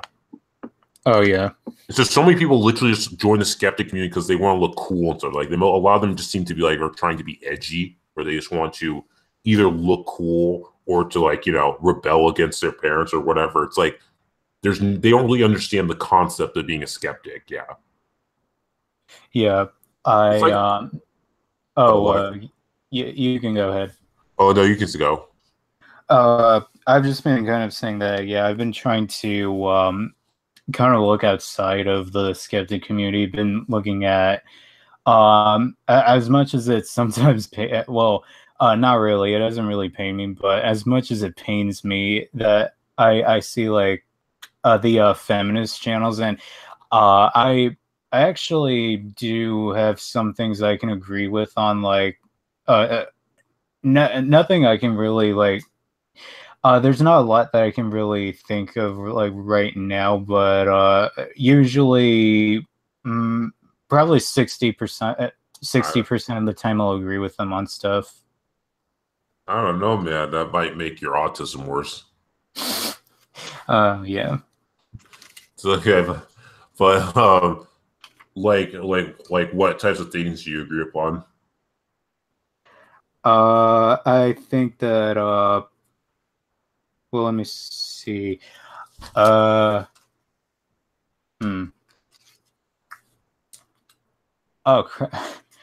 Oh, like, well, you can just pick one thing. No, it's just that I kind of have to remember what were some things I would agree with on, like I guess mostly just constructive criticism, what most feminists would say on that on how to actually do that, like how to actually do that kind of like how some people would actually go with Okay. I don't know. It's my mind is a little bit scrambled right now, but sorry. Well, it seems like they feel like the problem with feminists is that their constructive criticism has an agenda to it, where it's like it's not what's the word? It can't be neutral because they have an agenda to it, as in it's not like you can't really expect it to be like a fair criticism. It's like if an alt-right member reviews something with an agenda in mind, you can't expect it really to be like a fair and honest criticism. Yeah. Yeah, it's kind of like that, yeah. Yeah, well, I actually kind of have heard from this one feminist called where she was kind of arguing that men can't really relate to a woman more, and I'm just kind of like, that's not necessarily true, because me, for example, there would be so many beta order bursts following women around if that was true. It's not necessarily true, because it's kind of like when you're in a high school setting, like anyone can relate to feeling shy around a girl that they like, or feeling having a lot of work to do. Well, men can relate to women. It's like gay men relate to women plenty of times. They're like best friends, basically. You always have that gay best friend. Yeah. No, I'm saying, yeah, I mean, that's just a stupid claim and stuff. Again, that's the thing. It's just feminists. The problem with feminists is that they make so many claims, and when they get proven false, they claim victim. The thing is that feminists, like, realistically, feminists should basically be in the the more obscure parts of the internet, where it's like they make these claims and then people make fun of them, make jokes and memes about them, and then everyone moves on and stuff. But because they have so much institutional power in actual media and pop culture, they can make these claims and literally, like, in a sense, poison people's opinions, where like they actually try to like censor opposition, that try to disprove the fact and stuff. It's like with Anita Sarkeesian. Anita Sarkeesian should not have gotten as much notoriety and money that she did for peddling such obviously false and slanderous claims about video games and the video game community, but she still did, Like, it's been proven that she lied to people's face, and yet people still think she did a great thing and stuff. Yeah. It's like completely devoid of morality.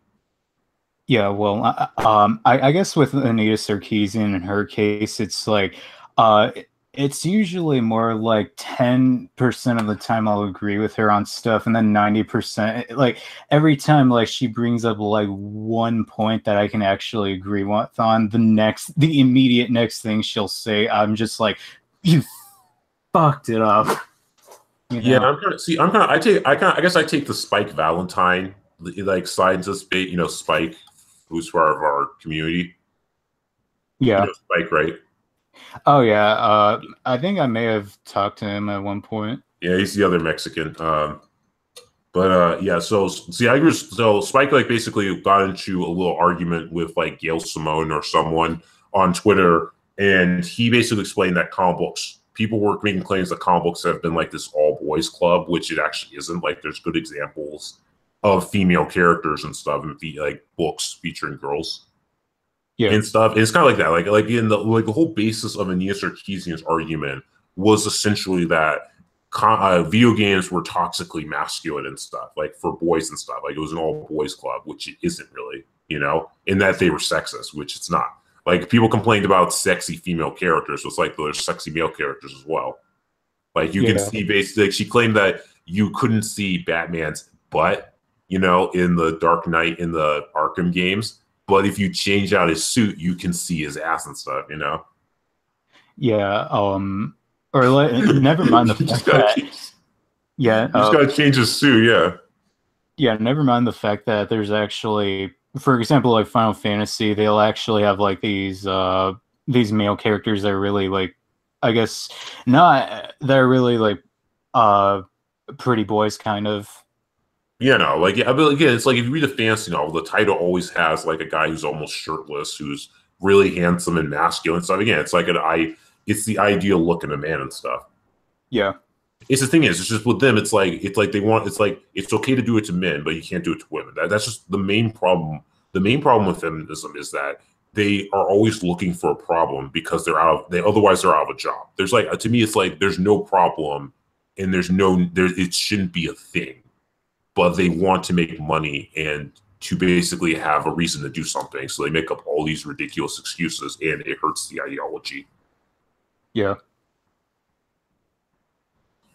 I mean, that's just the thing. It's like, to me, it's like Anita Sarkeesian is totally unnecessary. And it's basically like a joke that she was even a thing. Like, she literally should just be one of those nameless writers who you stumble across those like ridiculous articles or whatever written on those, like radical sites and stuff. Yeah. Yeah. You think that it was just because of the whole harassment thing that she got way more. Yeah, so basically what happened is there was her harassment campaign, and then when Gamergate happened, she basically latched onto it because she literally had almost nothing to do with Gamergate, but she basically reached out to Zoe Quinn, and she latched onto it, basically trying to use it as part of her campaign and stuff. Because Zoe Quinn is another pathological liar, because like they've proven that she's like a total liar, and she's like a shitty person. Like, she cheated on the guy who pulled the trigger on the Comicsgate, the whole Gamergate thing. And then she apparently has also been known, she also has been caught doxing and harassing people herself online. Yeah. It's an example of how like a person claims to be a bully. It's like how it's almost like what's it? A bully. Like it's like a reverse of a bully. Like a bully is normally someone who's a victim of bullying, but in this case, it was a bully who then becomes a victim of bullying and stuff. Yeah. Yeah, I'm just kind of it's kind of funny how and like right wingers who say that like I guess with right wingers it's kind of like I don't know if it was Donald Trump who wanted to get into video games to see if that could stop gun violence. Like what? Yeah, it was that. I mean, that was just I think that's just him coming up with some excuse to like talk about the hot button issues with like gun control and all that stuff. I don't think he really meant that. I think that he was just finding some some excuse and stuff. I don't think he's not really gonna do that and stuff. Yeah, he's a businessman. I think he knows better and stuff. Yeah. Yeah, but that didn't really like stop Anita Sarkeesian from making a fool of herself with the whole like, oh, we're not trying to scapegoat video games, and I'm like, you fucking snake, you have built your entire. We're not trying to yeah, I know. It's like it's literally your entire career was based upon accusing video games of non-existent misogyny and stuff. Yeah, it's like that whole Hitman game. Like she basically like to say that, oh, in Hitman, you can basically, kill women or kill strippers in Hitman. It's like, yeah, first of all, those strippers are innocent civilians. And if you kill an innocent civilian, you get penalized for it and stuff. She literally showed because you can like grab a dead body or something like that, or beat someone's unconscious and grab their body. That's an example of misogyny or something, or like expressing a male fantasy. Yeah, or I know it's something stupid. Yeah. So it's like if there are women in a video game, if you're playing a male character, you shouldn't be able to hurt them apparently, or use consistent game mechanics. You have to like make it so like they're untouchable. Yeah, there's plenty of many male video games who get like brutally murdered. Like even in Silent Hill Downpour, it's like in the beginning, but like some guy gets like this guy gets like really brutally murdered in the beginning, just like stabbed to death. Yeah, it's like, well, again, it's like in Grand Theft Auto. Like in Grand Theft Auto, in the in-game storyline, the male characters get killed more. It's just in the in-game mechanics you can kill the female characters, but again, that's just the mechanics of the game because you're in a simulated world, basically. Yeah, that's how the game works. But apparently, yeah, having women get killed is apparently triggering and sexist. It's like freaking insane. Yeah. My only complaint about Grand Theft Auto is that they don't have kids just wandering around. Because you can't kill kids, otherwise people lose their shit. You can't. They wouldn't allow that. Like the game, like people would just be in uproar if they allowed kids in because it's like, oh, you can go around and kill kids now. Yeah, but I mean, I don't know. Because again, you can't kill kids. You don't want to. I mean, there are kids in the world. You just don't see them, basically, but it's shown that they do exist. Yeah. Again, you don't want because it's like let's say they have a school full of kids. Obviously there's going to be some sicko who's going to basically do a let's play where he takes like an AK-47 and starts shooting up a school and stuff. Yeah, no, I'm just kidding. Yeah, it's like. Yeah, I know. That's just the thing. It's like then you have sickos basically going, oh, let's play child murder, like Grand Theft Auto. Yeah. Yeah. But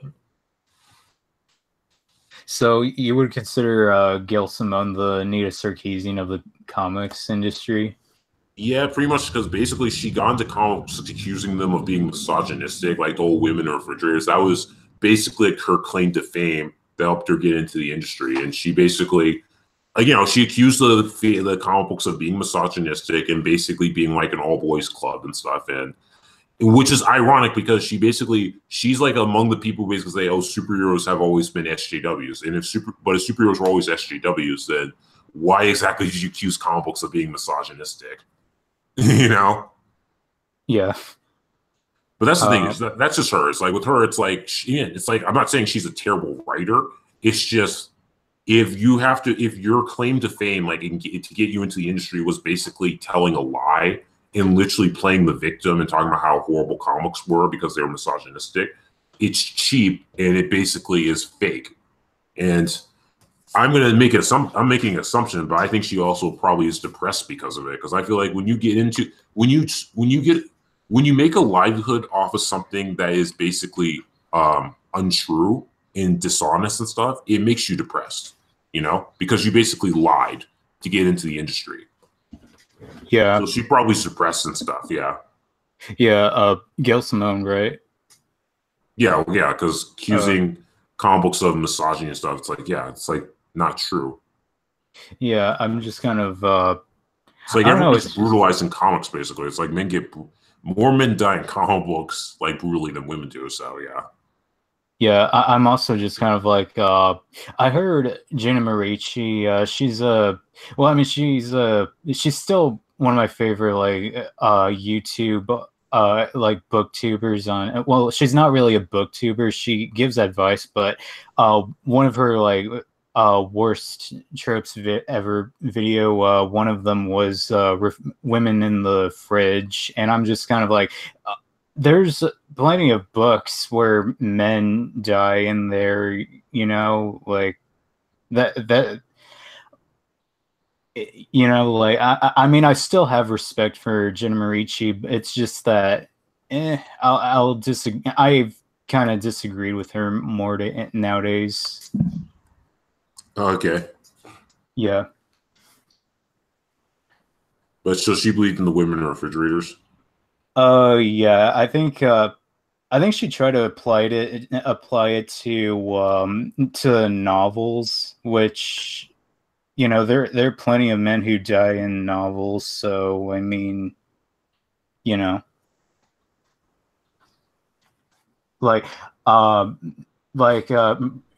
yeah, just it happens in books more often. Like if it happens often in comics, then it happens just as often in books too, where men will die for the. It just happens like in most stories where men just die for the sake of progressing another person's sort of plot.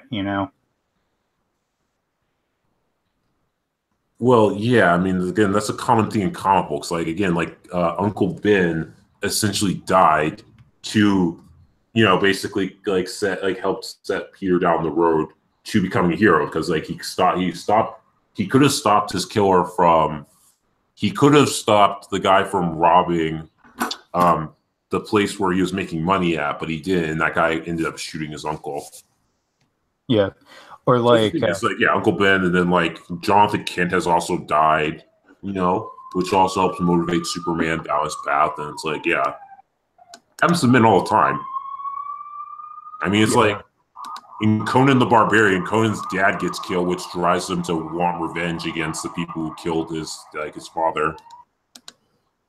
Yeah, it's Star Wars, where I mean, if you're gonna talk like women in the fridge, I mean, there's Uncle Owen and Aunt Beru. I think that's her name. Yeah, I mean, they die too. I mean, the thing is just that it's like, again, what makes this theory just so stupid is it is one of the most common themes in storytelling for a loved one, whether or not they're a man or a woman, to die to emotionally give the character hardship. It's a concept of losing someone important to you and having to overcome it. It's the concept of having to face a personal a personal challenge and hardship. Because you have a worldly challenge and hardship, kind of like in Lord of the Rings, but then there's also the personal one where someone you know and cared about died.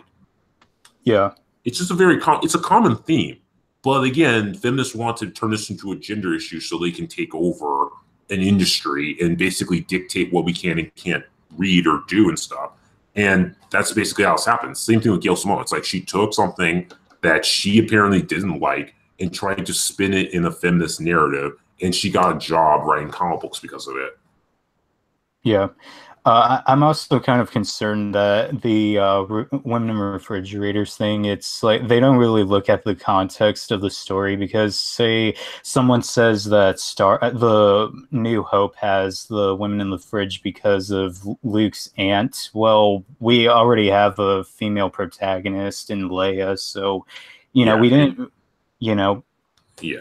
But then also again, another women in refrigerator thing is like it's a term not just for women who die. It's also like Gail Simone and other creators get triggered when women get raped in comics and stuff because it's like feminists go on and on about rape culture and like spreading rape story and talking about rape stories, but seeing it in comic books is apparently super triggering for them.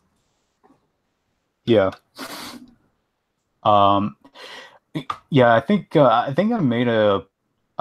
may have heard that from somewhere where someone actually argued that seeing rape in a movie is just as it kind of like actually makes you like someone made the argument that they feel raped when they see a rape happen in a movie, and I'm just like, yeah, I mean, I can get like that's stupid and stuff. It's like seeing a rape in a movie is like it depending on if it's like a porno that's supposed to turn someone on because it's hardcore porn, or if it's like a drama movie, it's meant to make you feel uncomfortable. That's the whole purpose. It's supposed to convey a sense. It's supposed to convey a specific type of emotion.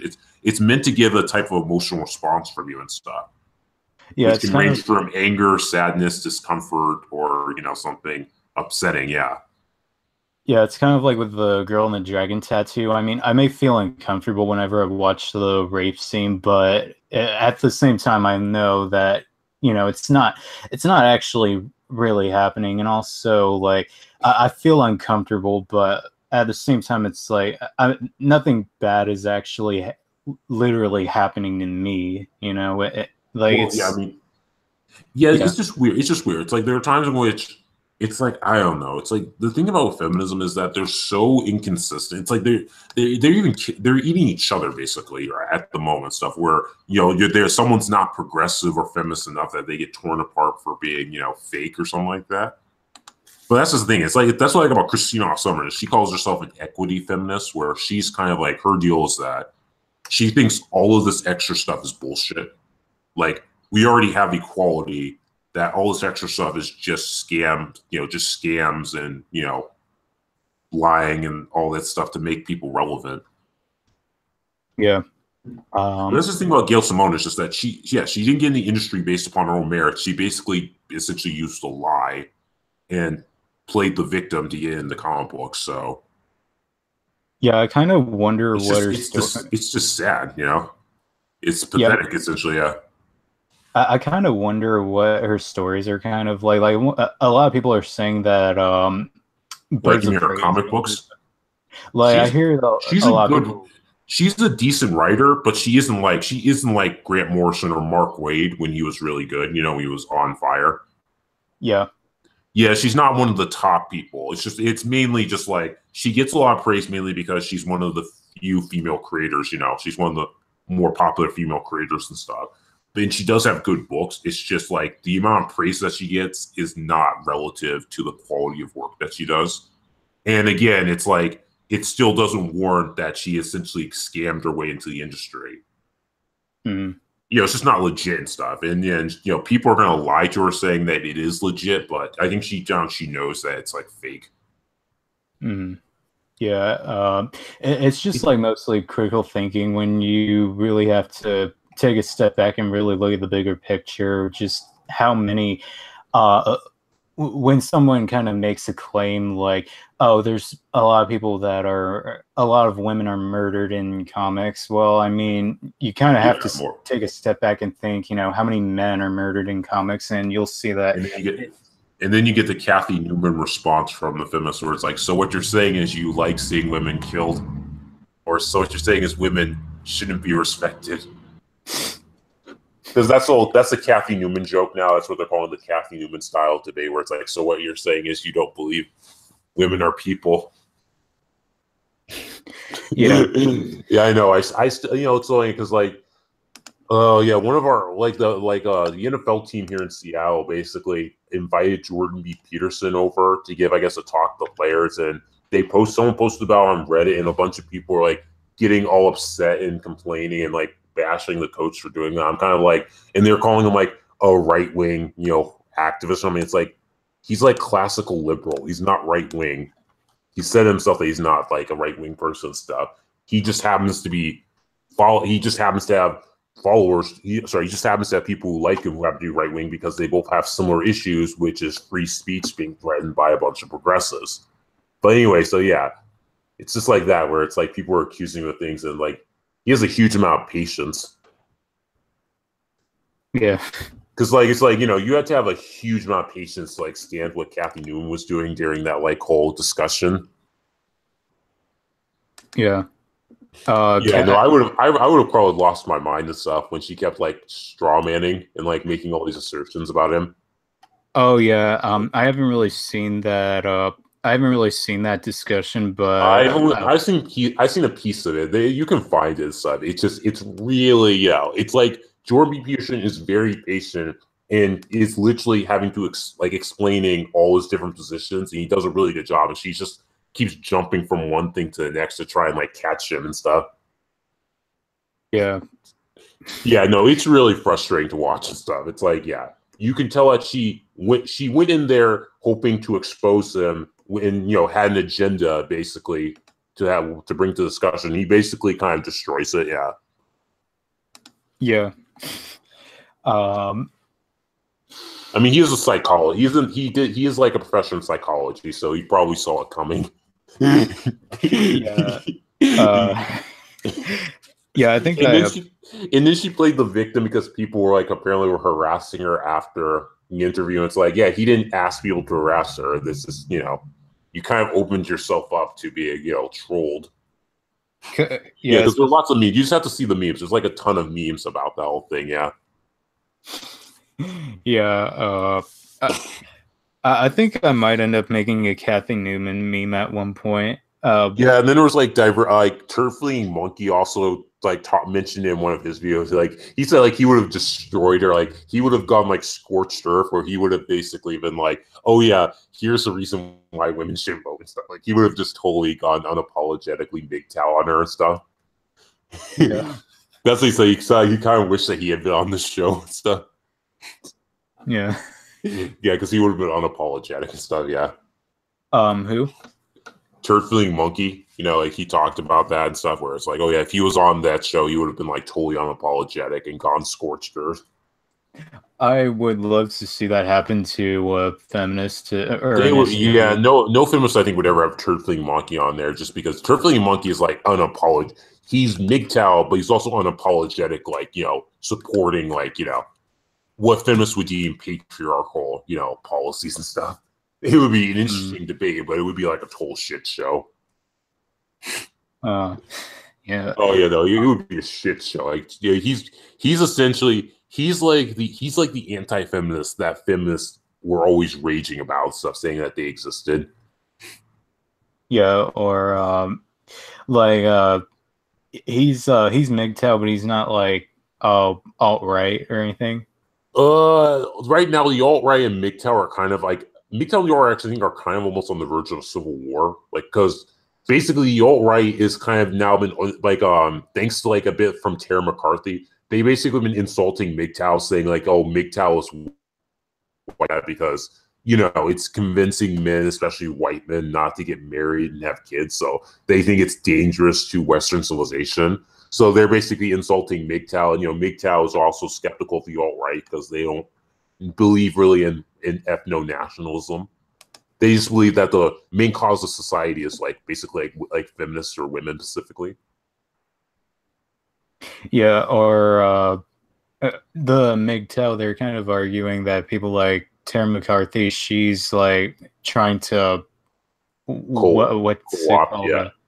I think it's co-op. Yeah. Basically, Tara McCarthy Tara McCarthy, she's basically kind of a coward. So she basically embraces the alt-right, but when things get hot, she talks about how she apparently has a Holocaust. Sure, her family were Holocaust survivors or something. It's something like that to deflect and stuff when people were calling her like a white supremacist or a Nazi and stuff. And then not to mention, she also apparently, according to at least Nick Vientes, who's an alt-right member, she is basically like complains about the Thought Patrol saying it's stupid or something like that, and then convinces friend James Allsup to embrace her brand of like, I guess, alt-right feminism or something like that. So basically, apparently, yeah, they want to turn the alt-right into like Fox feminism, but for like white nationals or something like that. Yeah, it's like that because like they has to do with the whole trad thought question. If you've heard of that whole like controversy. Oh yeah, trad thoughts. Or it's basically you have the women who basically want to act traditional, but they still want all the benefits that like a feminist society would give them. Where it's like, oh, I want women to basically be traditional and get married and have kids, but I'm also going to sleep around and cheat on my significant others with multiple guys. Like I hear a lot that basically started with Lauren Southern. She's like basically I think one of the people that started the whole drama because basically found out she was basically like dating and having sex with black men in like before she became like an internet celebrity or became like a sensation on the internet. Yeah, I'm kind of thinking when it comes to thoughts and trad thoughts, aren't cam girls kind of like isn't that kind of common with them? Yes, it's just like the thing about with trad thoughts is that they're trying to sell conservatism, but they themselves aren't conservative. So it's basically like they're lying to other people, and so I think sometimes lying to themselves, thinking that they're traditional when they're actually not. Yeah, and it's kind of superficial. Like the thing is that the thing about the alt-right is the alt-right, a lot of the men in the alt-right, kind of like with male feminists and SJWs, is that they have this very superficial view of women where they think women are basically like this, I don't know, like these pristine goddesses or princesses that you have to always either respect or worship and stuff.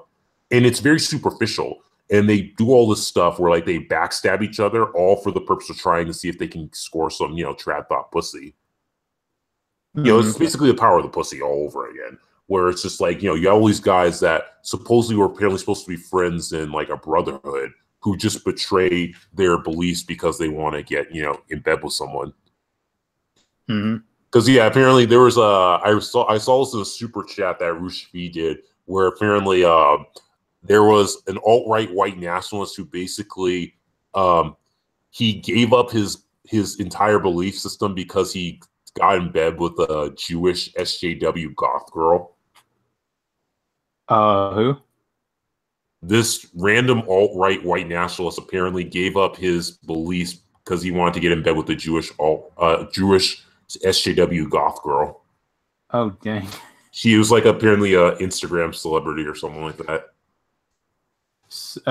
Did anything like come out of that or I have no idea. Apparently, that's just what someone said in the super chat. Is that apparently, the thirst was so real that he gave up all his beliefs and stuff so he could score some pussy. The thirst is real. SJW goth girl. I'm just like, why not go with like? Have you heard of the Jew boobs? You heard of the Jew boobs phenomenon? Never heard of it. Okay, so apparently the theory is that Jewish women have really, really massive boobs, and that those boobs apparently are able to seduce men of all races, and including white nationalists. Like white nationalists can't resist Jewish boobs and stuff, so they end up betraying their anti-Semitic beliefs to score with the Jewish woman and stuff. Oh wow, that's the joke, is they can't resist those boobs. Oh man. I'd have to see that if that's actually true. Just later. Yeah, I mean that's just what the joke is and stuff. Is that those boobs missed. But that's just the thing. It's just that the thing is that you have these people who come in with this superficial idea on what they want in women or how they think culture should be, and that's just not how it works. Like they want the 1950s, but they don't understand the meanings behind the 1950s, Yeah. It's like a costume, basically. It's like they want to put on a costume. They want to treat the 1950s like it's a costume without understanding the substance of the decade or that era of American culture. And in that era of American culture, women get married at young ages, have kids, are stay-at-home moms and raise those kids and stuff. Yeah. You know, you're not going out and have a massive. I mean, there were women that had careers, but again, it's like that was a very small minority. So it's like, if you want the 1950s, you better get married, have kids, and stop thinking that you're waiting for the right guy and stuff. You know. Yeah. That's one thing on Doran's Letter Issues was like people were asking her, why don't you have kids and stuff and get married and stuff? And she says, well, I'm waiting for the right guy so I don't become a single mom and stuff. Oh well. So that's just kind of basically what. So basically, it's just like get married as soon as you can. With well, the thing is, it's just I think the problem is a lot of girls tend to have like a huge high standards, are looking for the perfect guy, like the Chad or the Tyrone. Those you've heard the Chad and Tyrone terminology, right? Yeah. Yeah, the sex fiends, the sex gods. Those very handsome sexual guys and stuff. So they're looking for those guys, and that's unrealistic because you aren't going to get the billionaire guy. You can go out and find.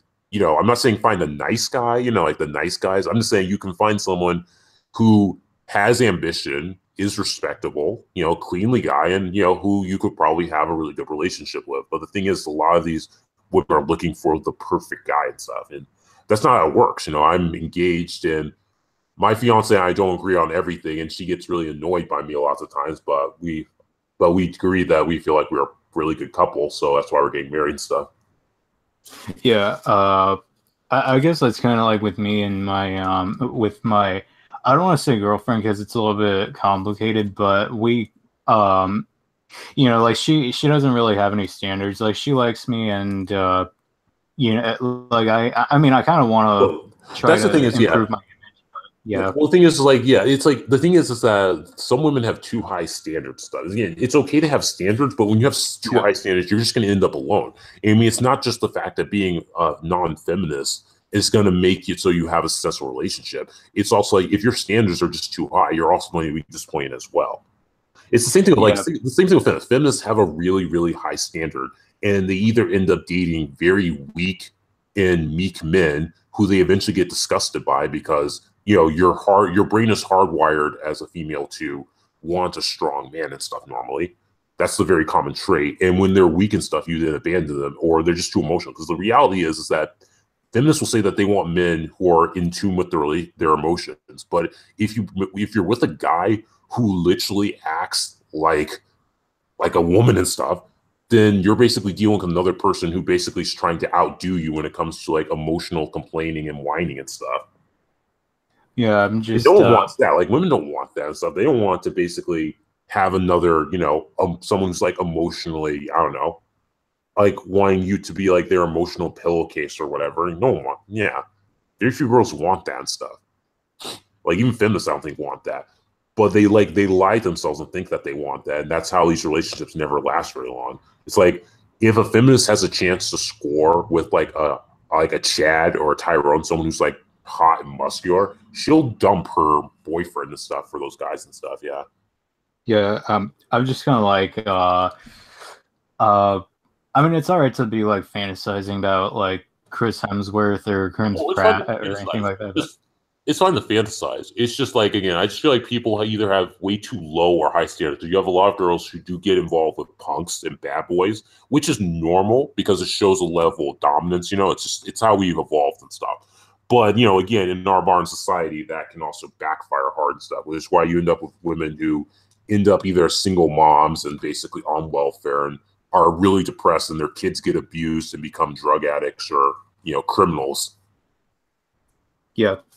Yeah, it's pretty, again, people just don't seem to realize that everything in a sense is connected and that there can be very serious negative consequences to making really stupid decisions and, not being smart with how you handle relationships and, getting involved with someone. Yeah. I know. It's community now. A lot of people are in abusive relationships because no one really talks about that type of abuse.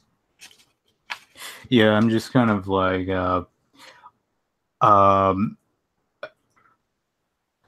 so has there ever been like a YouTuber who's really talked a lot about female on male abuse or domestic, Well, the Turtling Monkey does it a lot. I mean, basically any MGTOW, MRA, or anti-feminist video will eventually talk about it. So yeah, I think there's plenty of YouTube is basically broken off into different sections, basically, where it's like you have there's the MGTOW YouTubers, there's the alt-right YouTubers, there's the, the skeptic YouTubers, and then like the conservative, then the progressive. So it's like, yeah, they're like all in that political spectrum of YouTube. Yeah. Yeah. But yeah, they're there. You just have to, that's basically, you just have to find like the MRAs or the MGTOW, YouTubers, and they'll talk about a lot. But it's like a Turtling Monkey. Like one of the things I do agree with Turtling Monkey on is the idea that like a lot of women have had like a very big influence on how voting has gone in America. Like if you look at a lot of progressive politicians that are in power, a huge number of their voting base is female. Like I think a majority of it. Mm.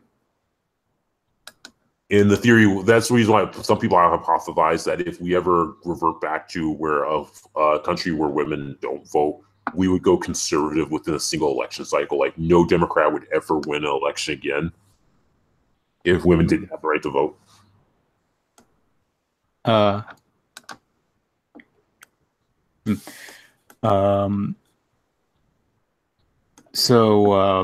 mean, you've seen people who've argued that women should or shouldn't have voted. There's several people have discussed it. Turtling Monkey's been the one that's discussed about it. He went into detail about it, and there are people talking about like the belief is that when you look at voting trends, women almost unanimously vote left wing. There are occasions which they don't. Like Donald Trump, I think, got a majority of white women voting for him. He got the majority. But like but when it comes to like left wing politicians, most of their voter bases tend to be male. Like Democrats solely survive on the female vote. Like most men vote Republican and most women vote Democrat. Mm. Yeah. So that's just the thing, is that basically when it comes to welfare, socialism, progressive, all that stuff, it's most of the people who tend to vote and support that stuff tend to be women. And men on the other end tend to not vote for that stuff. Hmm.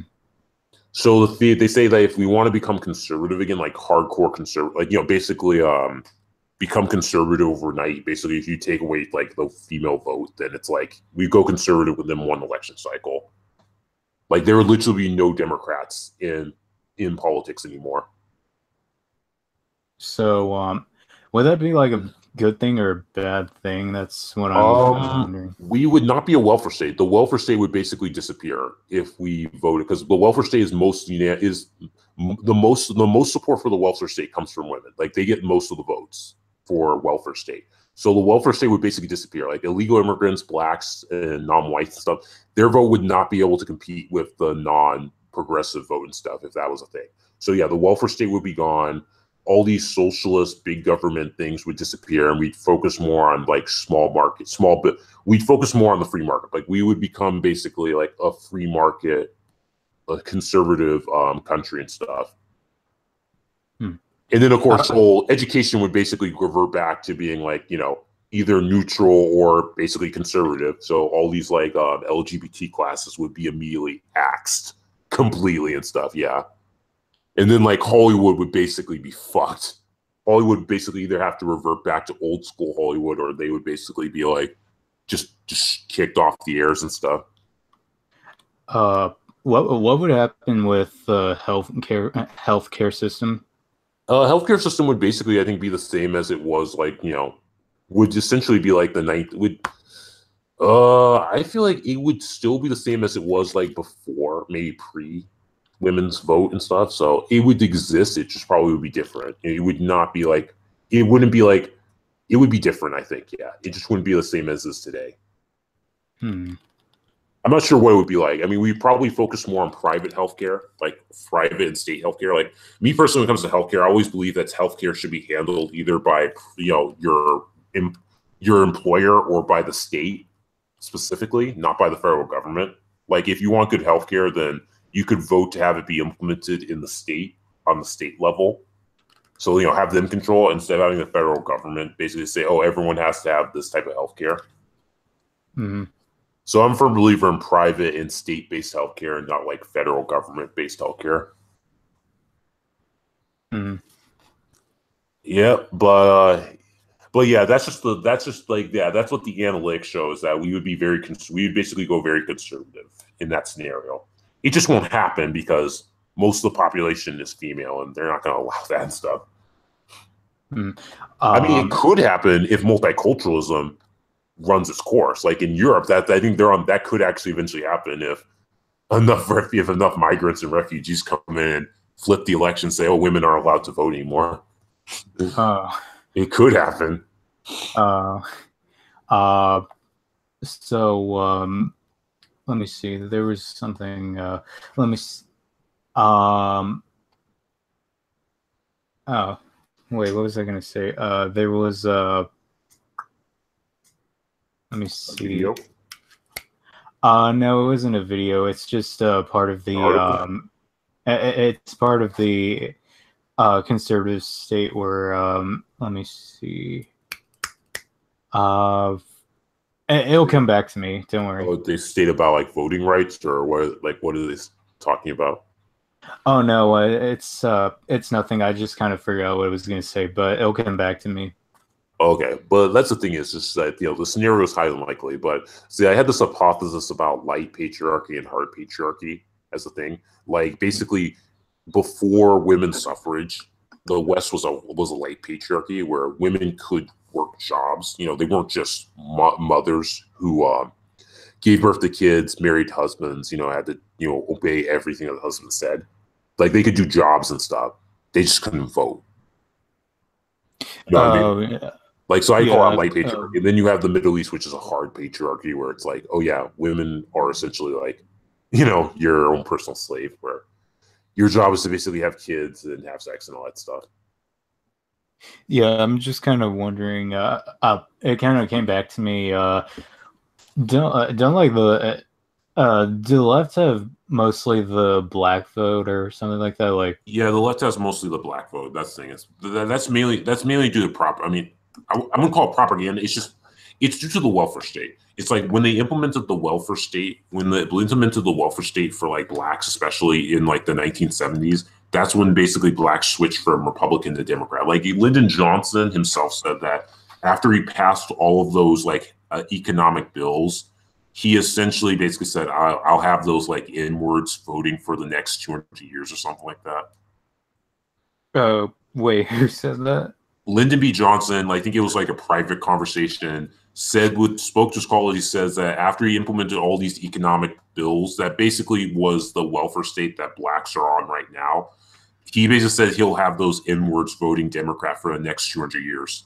Basically, he basically bragged saying that his policies basically made it so blacks would vote Democrat, which is basically true because in the 1970s, blacks became Democratic voters and switched away from Republicans. Oh, damn. Well, yeah, basically that's when the welfare state became a thing for blacks, where it's like, oh yeah, like black unemployment went up, black single motherhood shot through the roof, and then like the absence of black dads became a huge problem. It's still a problem today and stuff, but yeah. Yeah. There's this Oh, nothing. No, you can say it. I'm just saying that I'll probably look more into the Lyndon B. Johnson thing.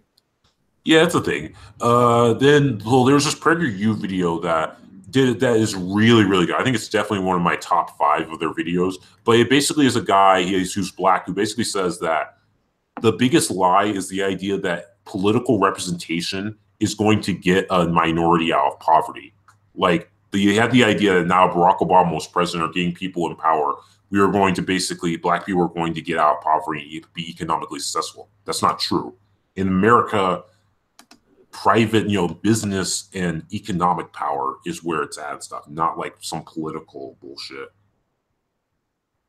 Yeah. It's like take Asians. Asians are far less represented in, I think, politicians compared to blacks and stuff, but they are much more economically better off than blacks are.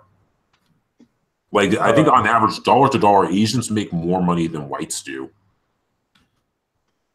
Yeah, I've heard that that technically that Asians kind of outperform white people in America. Oh yeah, economically, yeah. I think dollar to dollar. When you take the entire population, we're talking about the entire population, not like this whole 1% or CEOs and all that bullshit. But when you take dollar for dollar, Asians, yeah, make more money on average than whites do. Yep. Yeah, that's a fact inside. And again, they're not as represented in politics as blacks and whites are, but they still make better economic choices than both of them do. So it just shows you political politicians do not the representation of politicians are not going to guarantee that your people are going to get out of poverty. Like, it's one of the biggest lies ever, basically. Yeah. In fact, it's like, I mean, Barack Obama did more for the LGBT community than he did for black people, actually. Like, he did very little for the black community. Didn't Obama actually didn't he what was it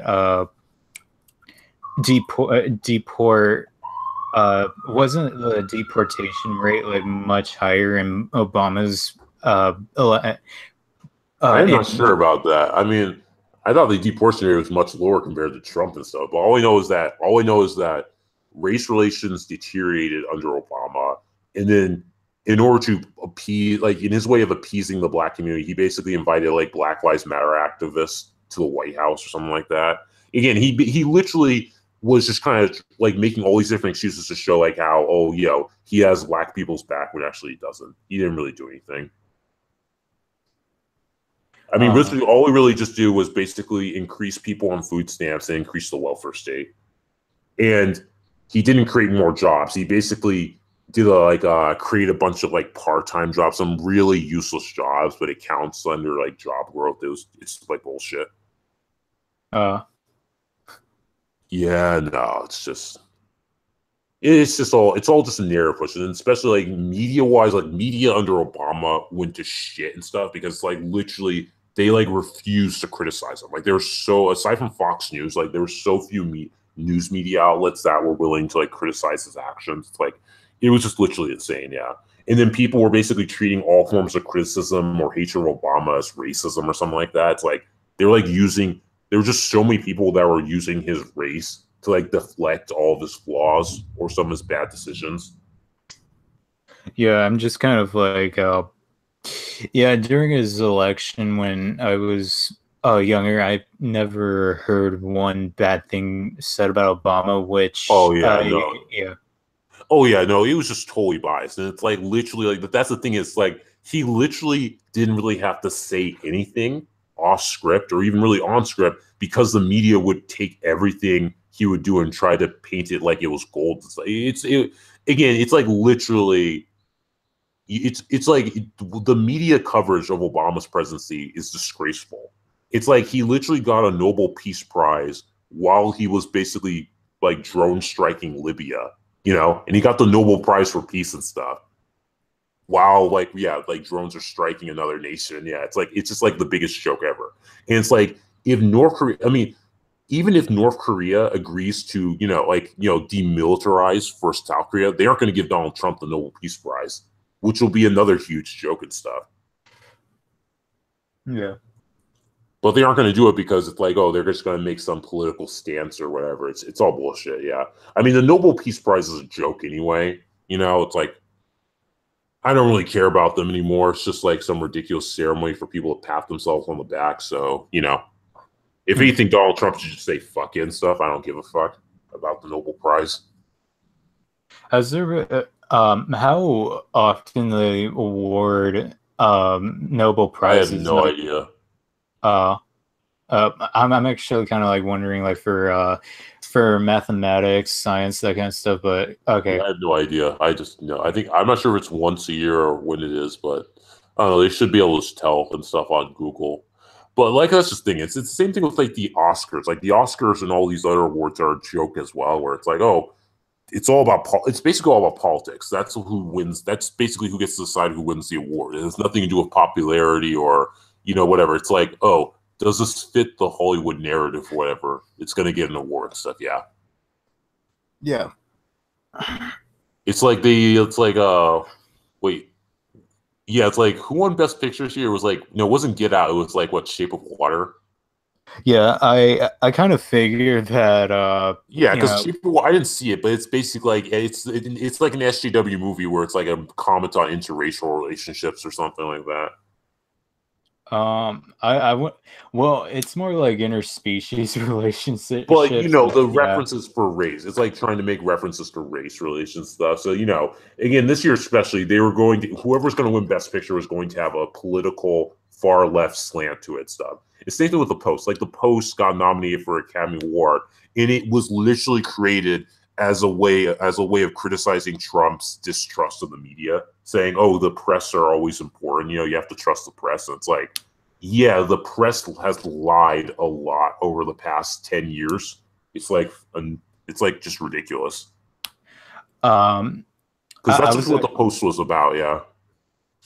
yeah, I was actually kind of wondering with that. I was the Academy Awards. I was actually thinking that Guillermo del Toro was definitely going to win because I saw that on Twitter. He was actually like really virtue signaling about how with his older movie Pan Labyrinth that was supposed to be like one of the monsters, the monster with the eyes for hands. That monster was supposed to be like the representing the white man just corrupting the world, and I'm just kind of like, or something like that, and I'm just kind of like, that makes no sense. That's not what the monster with the eyes is even about. I mean, what's he talking about?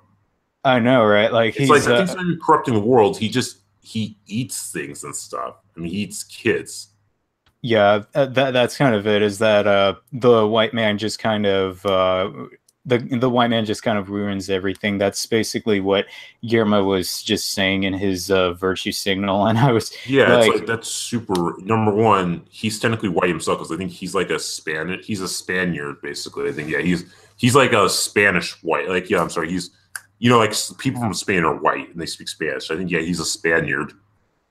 Yeah, I mean there can be like a whole. It's so pathetic. I can't stand self-hating people. And like number one, that's incredibly racist, and that's kind of sexist as well because you're talking about men. It's like, and number two, it's kind of like you're a storyteller. Like you're not really supposed to be like just saying outright like what your theme, like just kind of. Oh yeah, he knows it's bullshit. Like it's total bullshit. That's not the theme of stuff. Yeah, I know. It's just that. It's just that usually artists will let the audience kind of decide for themselves. I mean, if there's a version, why you just virtue signal with that like that general guy who was the villain of the film? I mean, you could have used that as your virtue signal and stuff. Oh yeah, the guy apparently was a fascist or something like that. That's what the character was. It's like, yeah, use him for fuck's sake and stuff. Oh yeah. But yeah, I mean, I don't know. It's just pure bullshit. But that's the thing is, it's same as Steven Spielberg is now virtually too saying Indiana Jones should be a woman now. It's like all of these different people have like lost their mind and stuff. It's like you need to virtue signal to basically, I don't know, like you're trying to push bullshit and stuff to show how you're in solidarity with them. And it's like, number one, it hurts your craft. It makes your stuff look worse, and it's just really dumb. Yeah, it's like I love Steven Spielberg. I think Steven Spielberg is a fantastic filmmaker, but now he's trying to virtue signal. It's just like it's not helping his films. It's like ruining his image. Yeah, I thought that Ready Player One was actually, as of right now, it's probably the best film this year so far for me. Like, it's got a diverse cast, and it's like not really trying to beat you over the head with its themes or anything like that. I know feminists hated Ready Player One, saying that it was a white male fantasy. Oh yeah, because there aren't like black women who play in these games. Yeah, I guess so. Yeah, because like the one of the main characters was like a black woman who was in the movie, but yeah. Well, that's just the thing. It's just like all this. It's just all this virtue signaling has basically killed Hollywood because now you have these people who can't focus on making a good film and they're just making shit. It's like the thing is how it works is that either companies are scared of bad PR of crossing SJWs and the progressive left, basically, or they basically are just don't really care. They just do this because they know they're still going to get they're going to get their money, and if they virtue signal, it's going to get like tickets sold or something like that, you know. But it hurts them in the long run, though. But they have so much money that they don't care anymore how much crap they turn out. Yeah, I just personally think that with all that kind of political stuff, it's kind of like the reason why I'm really against like putting political stuff from nowadays in movies is just that it really just dates the movie. That like something like Ghostbusters 2016, like you know that that's gonna get really dated along the line. People have been putting politics in movies for like since like again since the beginning of Hollywood and stuff. The thing is that at least people at least try to be creative and try not to derail the enjoyment of the storyline because of it stuff. And it's like they're just not very good written anymore. Like the MCU is a popcorn flick and they don't have very many politics in it. But Marvel films are still very simplistic and I would never consider classics, in film industry. They're just entertainment popcorn flicks that people just go to enjoy. Yeah, I also don't really mind, like, for example, like, I guess Power Rangers has probably gotten, I don't really know if, like, Power Rangers has ever gotten political, but if it has, it's, like, even then, Power Rangers is usually, like, the environment and trying to help the environment and all of that kind of stuff, and usually you have, like, really cool monster designs that are, like, Well, yeah, there's that too. It's just, I don't know, it's just like I don't think there really has been that much of a classic for Hollywood in a very, very long time. Like Lincoln I can call that a Hollywood classic. I thought that was a really good film because that like tells the final month of Lincoln's life. I think it was a month, before he gets assassinated and stuff, and it was really good. It's like it's political because it has to do with the passing of the 13th Amendment that outlaws slavery. But because the politics behind it are very, it's like everyone on both the left and the right can say slavery is a horrible institution stuff. So it's not divisive politics and stuff. And it kind of looks back to how, the Democrats in Lincoln supported like getting were against the 13th Amendment. So they had to get like bipartisan like Democrat support to pass the amendment. Yeah. Yeah, and it's not like I can't really enjoy a movie with like slavery things. Like I thought that 12 Years a Slave was actually a really good movie. The thing about Lincoln is Lincoln doesn't really show slavery. Like I mean, they mention it in their characters who were ex-slaves, but it just more has to do with the political side of passing it. It's about, the politics that went into passing the 13th Amendment, Like it wasn't an easy battle. It required a lot of, like handshaking, almost unethical ways of getting support and stuff. Yeah. Yeah. And it kind of shows you even back in those days, the House of Representatives were like, what's like a madhouse. Yeah. People like always arguing and stuff. Yeah. It's just kind of interesting. And then,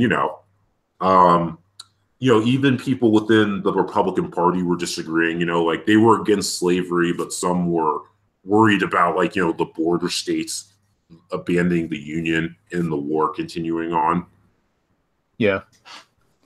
So it's just like it's a movie that has politics in it, but the movie is written the movie is written very well, and the characters are really well like fleshed out. That the politics doesn't derail and aren't divisive. That people can all enjoy and stuff. Oh yeah. Yeah. I'm just. Let me see. I was actually kind of wondering, but like with movies like with movies that kind of deal with slavery and World War II and all that, I was kind of wondering. I wonder if there might be sometime in the future they might end up doing movies based on the Cold War, like the 1960s and all that. There are Cold War films out there. It's just they're just not as popular. Like World War II. See, think about World War II. World War II is so popular because number one, I mean, well, I don't want to sound like one of those, alt-right conspiracy theorists stuff, but, there are a lot of people in the studio heads that are Jewish. So, to them, I guess it's very personal because it's the Holocaust, So they kind of want to make sure people don't forget about World War II. So that's kind of one of the reasons. That is one of the reasons why World War II is popular, and it's also mainly because in World War II, most people view it as you have the good guys and the bad guys. The good guys are like the Americans, the Allies, and there's the Axis who are the bad guys. So it's a war that is very easy to say these are the good guys, these are the bad guys. So that's and not to mention there are still veterans from World War II, who fought in the war. So it's just like because it happened in the 20th century, it's very common. Like the Civil War has had movies made about it, but it still is kind of so far in the past that its relevancy might be slipping. Because I mean, 12 Days a Slave. I mean, there are slavery films too, but I don't know. They've been them before, and it's like I don't know. It's just kind of like you could focus on something else from that time frame, just because stuff like that's been done before, and people have very short-term memories where they act like, oh, this is something new and bold. It's like, not really. It's been done before. Yeah. I mean, I guess the thing with 12 Days a Slave was that its grab was that apparently it was supposed to be very realistic or something in its portrayal of slavery or something like that. Yeah, I think, I pretty much liked it when I first saw it. That was like a few years ago. I'm not really sure when, but it's not like I can't enjoy the movie with like slavery things in it. It's just that it is pretty common nowadays to be making slavery movies, and now I think I wouldn't call it slavery movies, just more like race related movies, like racial movies though. Because there's always new racial movies. Like there's it's like there's always so many racial films coming out, and it's kind of like they've been done before and we get it and stuff, but it's like I would rather just watch a documentary on all that shit and stuff rather than have like a fictitious movie done about it and stuff. But again, the whole purpose is literally just there to, in a sense, influence people to support progressive politics and all that stuff. Because that's how they try to spin it. Whereas back in those times, sure, these things were necessary because they were trying to like change the culture to get rid of segregation. But now it's literally these movies are made just as a message saying, oh, go out and vote for, Black Lives Matter activists or go out and vote for Democrat. The intention is basically influence how people will vote and who's going to get into power and to basically resist Trump. They're trying to use those films as like an anti-Trump narrative. Yeah, I'm just kind of like I did actually see a documentary this week about it was on the the Italians immigrating to America, and I'm just kind of like were like the Italians actually were pretty much hanged, and technically we do have our to us we do have a word that means that's pretty much means like the N word, but for Italians, which is Dago. I thought it was WAP. I know WAP was another term. Oh yes. Sometimes, like I heard someone who said, I know Irish. They call the Irish patties. I think they called the Germans like krauts, or they call them what they call German. I think they called the Germans krauts or something like that. Like there's a reference to sauerkraut, like kraut. Yeah. But patties and wops. Those were a very common thing. Because then they would call like juice kikes and stuff. Yeah, I'm just kind of thinking that. I know that China and Japan both have words for like. Japan has gaijin. China, I forgot what the word was. In Mexico, they have gringos. Gringos. I think it's kind of like when you refer to American. Oh, okay, because I know we call Mexicans wetbacks or something like that. Yeah. So I think it's a reference to like immigrants who work in the field, so their backs are always sweaty. So like wetbacks. Yeah. But that's the thing is this that with Hollywood, Hollywood is basically de-evolved into either mindless entertainment that basically, is meant to keep people distracted or something, or it's just straight up propaganda for like the political left. That's why I call Hollywood liberalism or Hollywood progressivism, where it's like literally basically, people follow what celebrities do. All these rich celebrities telling you how to spend your money, how to vote, and all. It's pure elitism, you know. Yeah. Yeah, I could not be fucked to watch the Oscars next year or I any used to year. watch the Oscars. Yeah, I gave up on it too. It's just so stupid. And I mean, I don't even watch the Emmy. I'm not gonna watch any of the other stuff too because it's the same thing. It's like it's like the Emmys, like the Emmy. Yeah, I think it was the Emmys. The Emmys like took tons of shots at Donald Trump, and like yeah, their ratings like fell apart or something like that. I don't know about like MTV if they have that, Oh, but I don't watch NTV. I do not watch NTV. NTV. It used to be good when they were like helping people, like musicians and like singers get their careers off, you know, with their music videos and all that stuff. But now it's just cancer. It's like a bunch of live reality shows with their like insanely stupid. Like I think Teen Mom is NTV. I think yeah, MTV it used to have a lot of really good animation. I Like, know it's like yeah. It's like diarrhea now. It's like it's literally like it's just cancer right now. It's like that's one of those networks that just needs to like die eventually because it's just no good. Yeah, honestly, if animation could come back to MTV, I'd want them to kind of Yeah, I remake think it. it's Like, but the thing, that's also because well, the thing is people have Adult Swim and Comedy Central now. Like if people want cartoons, they're just gonna go on Adult Swim and Comedy Central for that. yeah, Because the MTV there's too much competition for adult cartoons now. I don't think MTV could even do it. yeah. Um, I was actually thinking, like, talking about the other day that that Scream as a TV show would actually work. I think that would actually be a pretty cool idea if they did a Scream TV show. But I think they already did one. I thought they already did one or were trying to do one. Yeah, I actually saw the first season. Now I'm on the second season of the Scream TV show, and Scream TV show could work, and I'd really like to see it done really good. But like this show the was show's just, not good. It's fucking dumb. Honestly, it's just really terrible acting with like. Well, I mean, to be truthful, Scream is a satire of slasher films, and acting in slasher films tend to be pretty bad. Yeah, I'm just. I mean, that's kind of the joke, yeah. Yeah. I mean, you aren't supposed. I mean, are you saying that they didn't take it seriously, or because I thought Scream wasn't supposed to be taken seriously?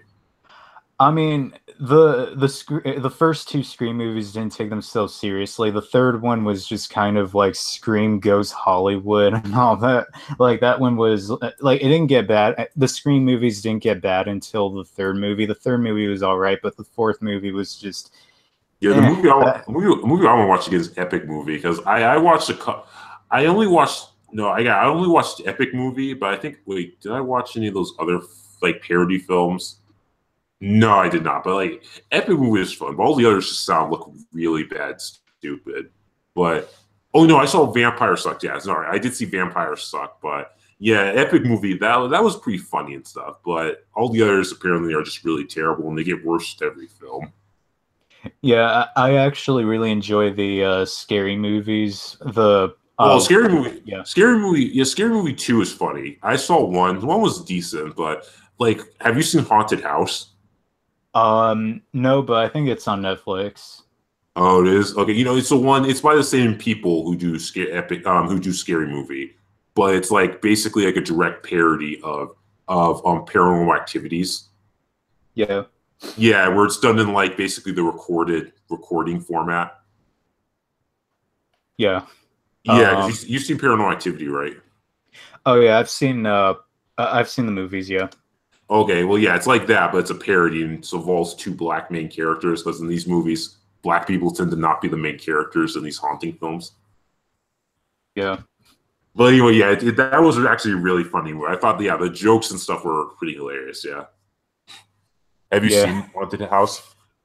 No, but the one joke that I did see, the one joke that I saw from the first one was when the ghost, I think, tried to like drag the woman, and then she just like punched in the face. I know, yeah. There's that, yeah. I saw that. Oh no, there's tons of more funny jokes. Like, what's a good joke? Oh yeah, the one joke is okay. Like how in Paranormal Activity in number 1, she gets out of her bed and just stands there for like 3 or 4 hours. Just stands there still. Okay, in Haunted House, she gets out of bed, stands there for like 30 minutes, and then as the recording is fast forwarding through, the time frame, she then starts dancing and stuff, and they play like rap music in the background. Yeah. It's really funny, yeah. Yeah. There's like what else? Oh yeah, there's like a scene where like he's like the main character's going ranting about how like this is not what black people do and stuff. This is for white people. We run. We don't investigate. We run for our lives and stuff. Yeah. But that's just it's a pretty funny film. So compared to like I haven't seen all the Scary Movie films. I heard the Scary Movie films are still good because it's just like Epic Movie and Date Movie are like terrible because like Scary Movie and like Haunted House are rated R, so I guess they can get away with a lot more disgusting humor, whereas Epic Movie and all like Date Movie and all those other movies, they're like PG-13, so like they're trying to be more family friendly. Oh yeah. But their jokes are still pretty gross. But yeah, Epic Movie was pretty good though. I thought that was pretty funny. I think it's just because the movies that they parodied were like, I don't know, they parodied Willy Wonka, then they parodied Harry Potter, then they also parodied Lord of the Rings and the X-Men and like a couple others, and the Chronicles of Narnia. Like the crutch of the film storyline was basically like Willy Wonka and the Chocolate Factory and Chronicles of Narnia. With all these other parodies mixed in, yeah. Oh yeah, I actually saw, what was it? No, it wasn't it? Well, I've seen clips of Epic Movie, but I think it was what was it? The one with the Narnia stuff. That was Epic Movie, yeah. The Narnia stuff is Epic Movie. Because then after that was Meet the Spartans, which was basically like 300 parody. And then there was Disaster Movie, which was, really bad, yeah. I didn't see Disaster Movie, but yeah, Meet the Spartans was, Epic Movie was the one with the Chronicles of Narnia storyline. Yeah, Epic Movie was actually kind of funny, especially like Carmen Electra. I think when she was Mystique, and she's just like like making her boobs bigger, and then yeah, she's like a slut basically. Yeah, that was pretty. Yeah, but yeah, it's just I don't know. It's just that's the thing is it's like Epic Movie. Yeah, that was a good one. So all the others just went downhill. Because yeah, Vampire Sucks was not that good. I mean, it was literally just, oh, we're gonna make fun of Twilight, it's like it wasn't even that good. Like one reviewer who like their review channel doesn't exist anymore. I used to binge them a lot, which was spill.com. Like their reviews were pretty funny. They were like animated reviews, so like the hosts were all animated people, like in hand drawn and stuff. It was pretty funny. And when one of them reviewed Vampire Suck, he basically just stares angrily at the screen, angrily at like the camera, like at the people watching the video and stuff. And then they show clips from the film, and then at the end he literally just says "fuck you" as his like as his rating, and just like the video stops. Because that's one of the ratings. The ratings are okay. So like from top to bottom, the ratings are this: better than sex, really great. All right, yeah, better than sex is like their best one. Better than sex. Excellent, good, okay, bad, very bad, some old bullshit, and fuck you.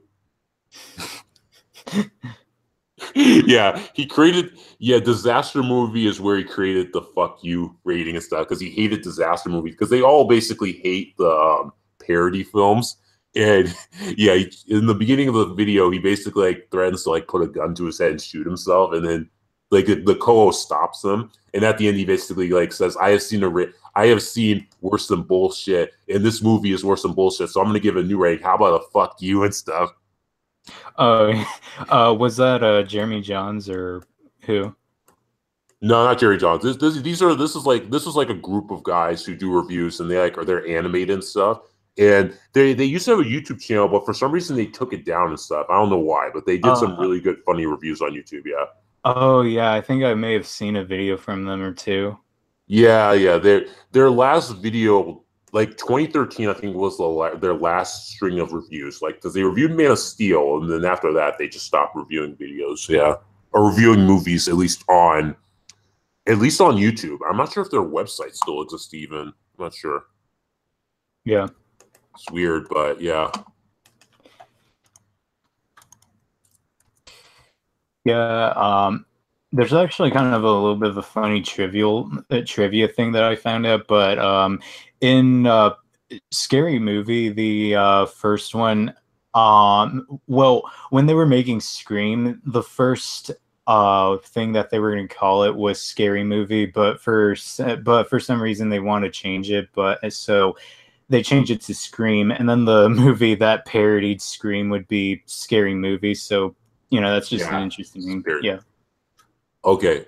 Oh, okay. Good thing. Okay, good news. So apparently Spill.com has like an archive called Spill Archive. So they apparently re-uploaded the videos a few years ago. Yeah. That's awesome. So yeah, I'll post you a link to the Disaster Movie one because that's really funny. Oh, cool. Yeah. Yeah, this is really funny. Yeah. Yeah, but yeah, it's just that's just the thing. It's just movies just aren't really that good. I mean, it's just the thing about movies. It's like what people say. People are calling Hollywood like the propaganda arm of like the Democrat Party, which it's basically become essentially. It's like there are the occasional right wing movies or conservative films, but they're just so far in between to like mountains of left wing film. It's just getting ridiculous. I mean, it's like. Oh yeah, it's like you've heard Rational Wiki. Rational Wiki. It's a hyper partisan wiki that claims to be like skeptical and have like tell the truth and have like a fair slant to it. But it's the creator hates Sargon of Akkad. Actually, if you're not a feminist or like are conservative, you're going to get like hate from that. Like you're going to get like a hate. You're going to be written up in that wiki as like a hateful person. It's basically an SJW skeptic wiki, basically that is like attacks other people that they disagree with. So it's pretty biased, right? Oh, it's super biased. Like, they hate Sargon of Akkad. Like, Sargon of Akkad like is like despised by Rational Wiki and stuff, and they like labeled they labeled crap. They hate MRAs. Like their MRA wiki page is just garbage. Yeah. Yep. I was actually wondering, but if I were to go onto Rational Wiki, what would you say would be their best pages?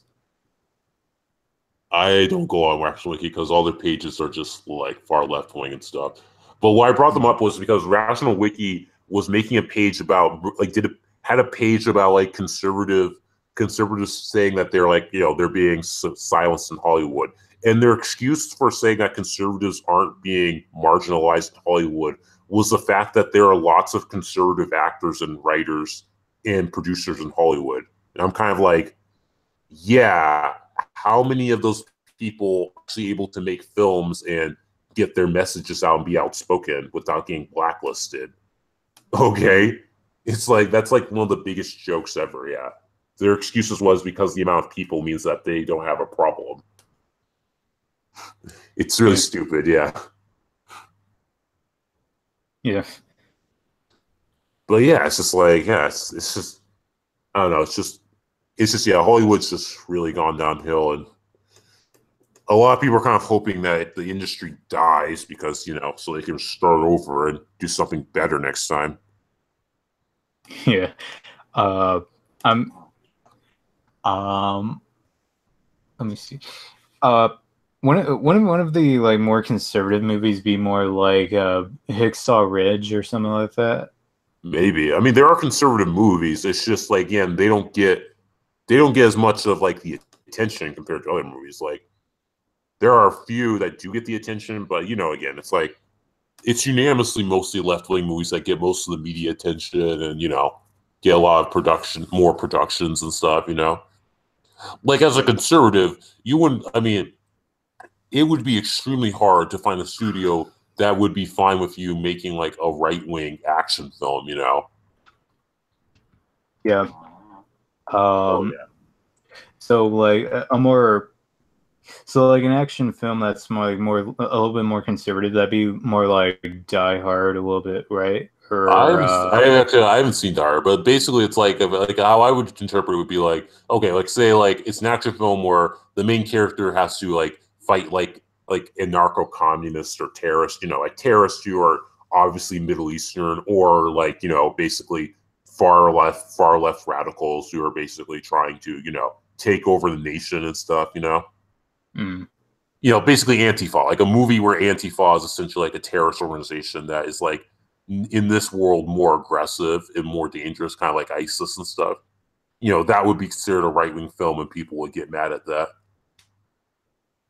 Yeah. Yeah. And then it's like every film nowadays takes place in World War II because you have to always have Nazis as bad guys. And it's like, do something else. It's like, what about World War One? It's like, yeah, I know World War One isn't as popular, but still, it's a really interesting war, though. Why not a movie about Napoleon, the Napoleon Wars, or a movie about, I don't know, like those very, the less known wars that happen throughout history? That'd be cool. Yeah. Like I'm just kind of thinking that maybe they could make more documentary movies in the theaters. Like actually, start making more documentaries on, say. I like more documentaries based. I would like docudramas, or like documentary movies, or just historical films based in like ancient times. That'd be awesome. Oh yeah, you get a very high budget. You get some war. Get choreography. Just make it interesting. I think that's kind of cool because when it comes to ancient Roman history and stuff, you don't have to worry about as many divisive politics as in ancient times and stuff. I mean, yes, the SJWs will try to make it divisive politics, but that's how they're interpreting and stuff. Yeah, or maybe like. I know feminists get triggered by that stuff because it's like for them, it's like, oh, the women are being treated like horrible, like we're being treated horribly in ancient Roman times. I don't want to watch this. Yeah, I'm also kind of thinking that for me, I'm kind of interested if Hollywood ever decides to make a movie based on the Mayans and the Aztecs, that'd be pretty cool. Like, make it. They're gonna cut people's hearts out. I mean, at least the Aztecs, Mayans are different, but Aztecs, they cut people's hearts out. Yeah, either or would probably be really cool to actually see like a documentary on like either one of the cultures that. But I mean, yeah. Also, I'm kind of like thinking right now with Aztecs, it's kind of like, yeah, Aztecs cut hearts out of people. So I mean, like for any SJWs they're out there that like technically, not like the Aztecs. If you're arguing that like Mexicans and all that are like a protected class, like don't bother. Like Mexicans. Oh, I can already see Irish headlines. Aztec movie is offensive to Mexicans. Like, so what you're saying is that we made a film that is very historically accurate to the Aztec culture and stuff. And Captain Newman says, so what you're saying is that Mexicans like sacrifice people and cut their hearts out. Oh yeah.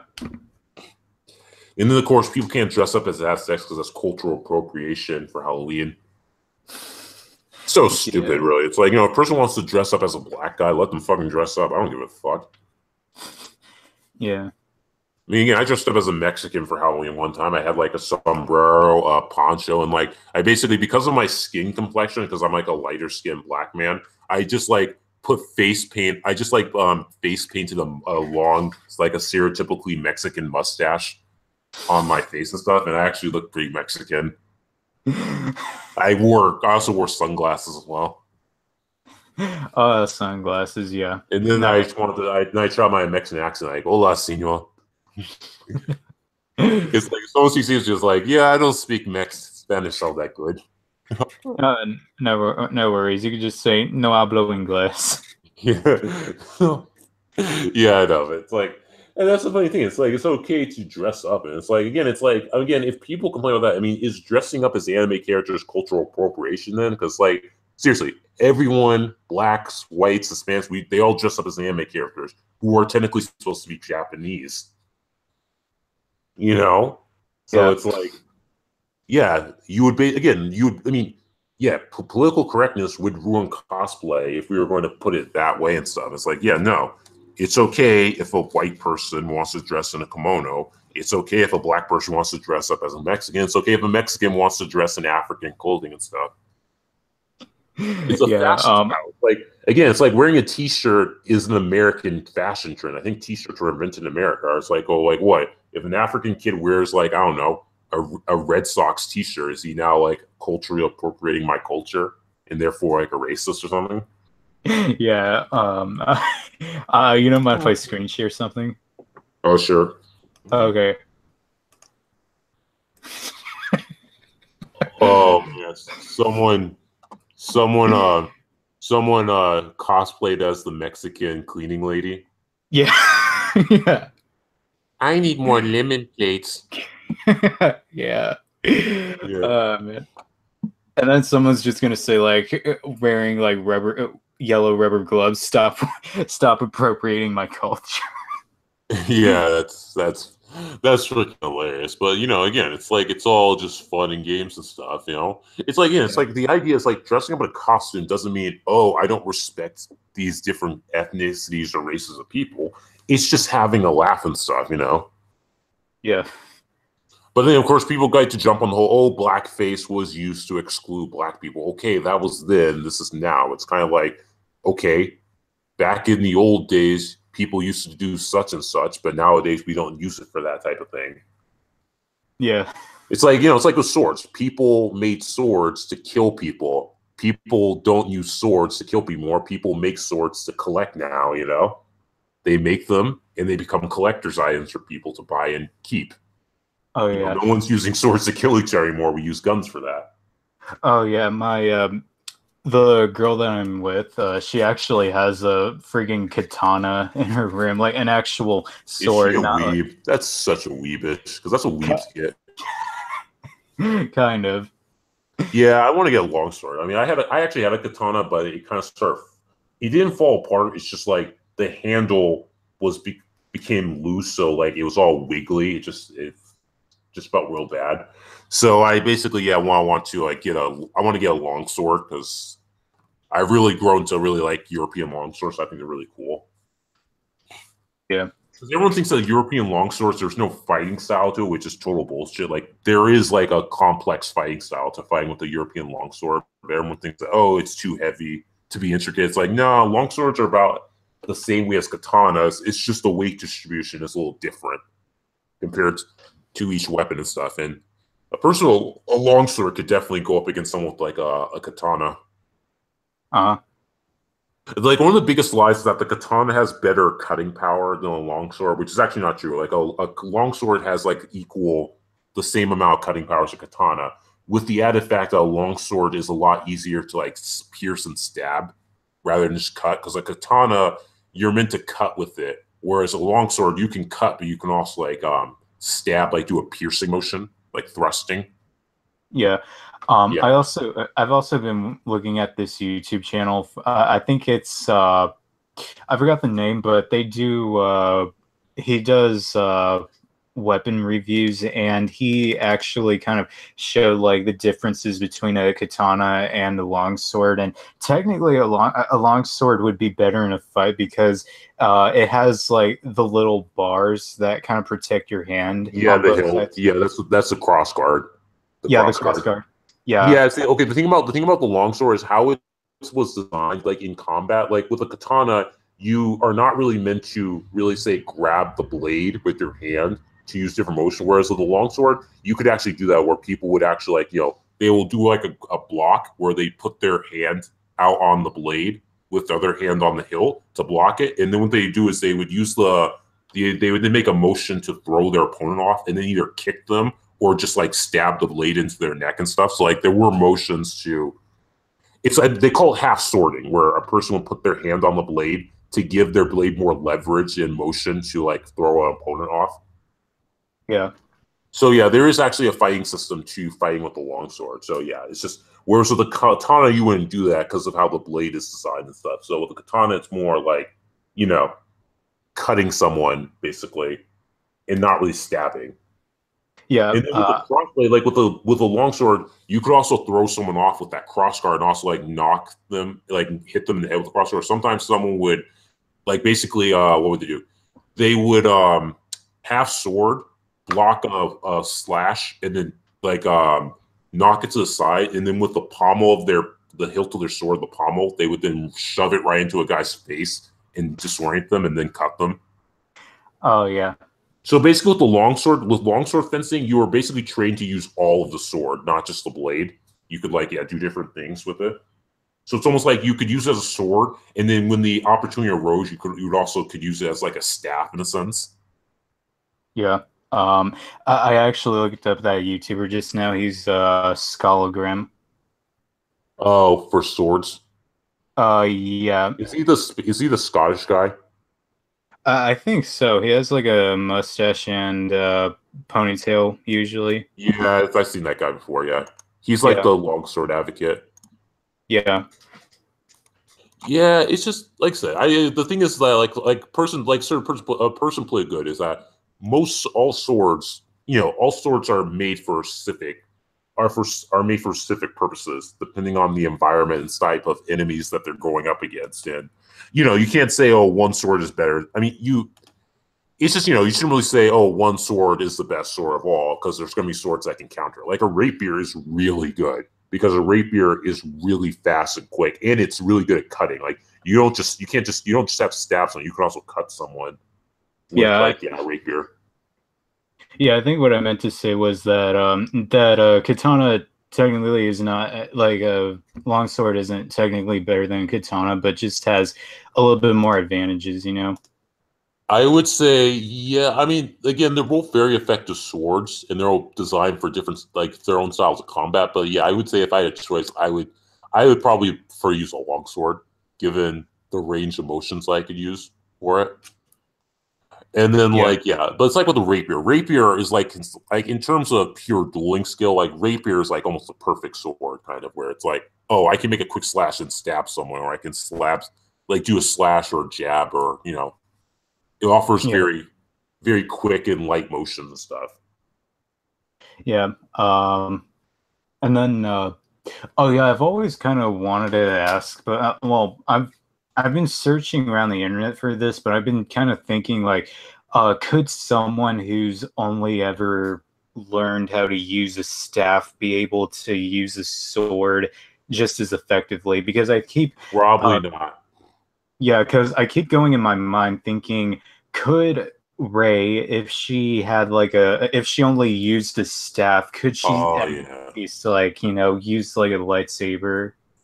Yeah, not real. I mean, it wouldn't be okay. If she's going up against someone who's trained in a lightsaber, even if they're injured, yeah, her being able to take down Kylo Ren, I think, is still bullshit. Because again, the Force allows you to fight through pain. You can definitely deafen pain through using the Force and stuff. So it's just the Force can only get you so much with attacking wildly and stuff. Yeah. I mean, even then, Kylo Ren didn't even really need that much power to take her down. All he literally just needs is to, as she's making those crazy powerful attacks, just wait for her and make them. Like, it's like with Count Dooku. Like, Count Dooku fought Anakin, all he just simply had to do was just wait for an opening and then exploit and then cut him down and stuff. And he could have just done that too, where he just waits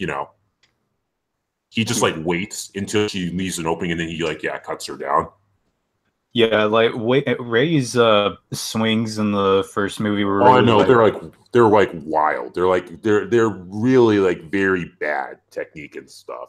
And it's like a trained lightsaber duelist, even injured, should be able to basically see the opening and just, I'm gonna stab you because you just left open your guard and stuff.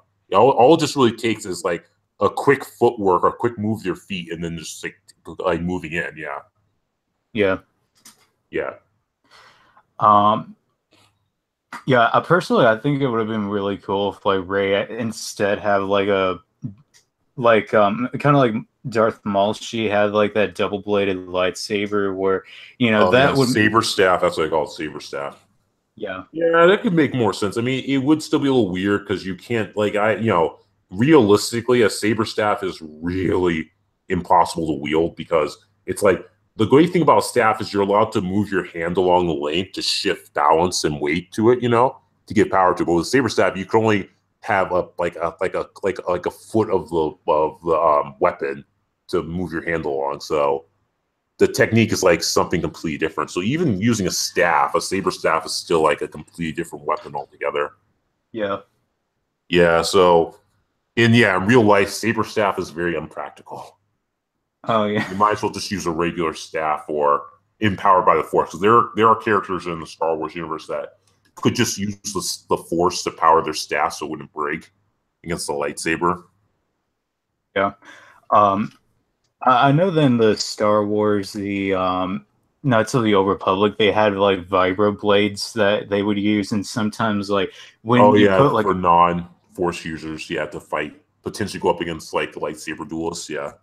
Yeah, I'm kind of thinking that that'd be pretty cool if they actually brought vibroblades back into canon, but I don't know if they could really, do that.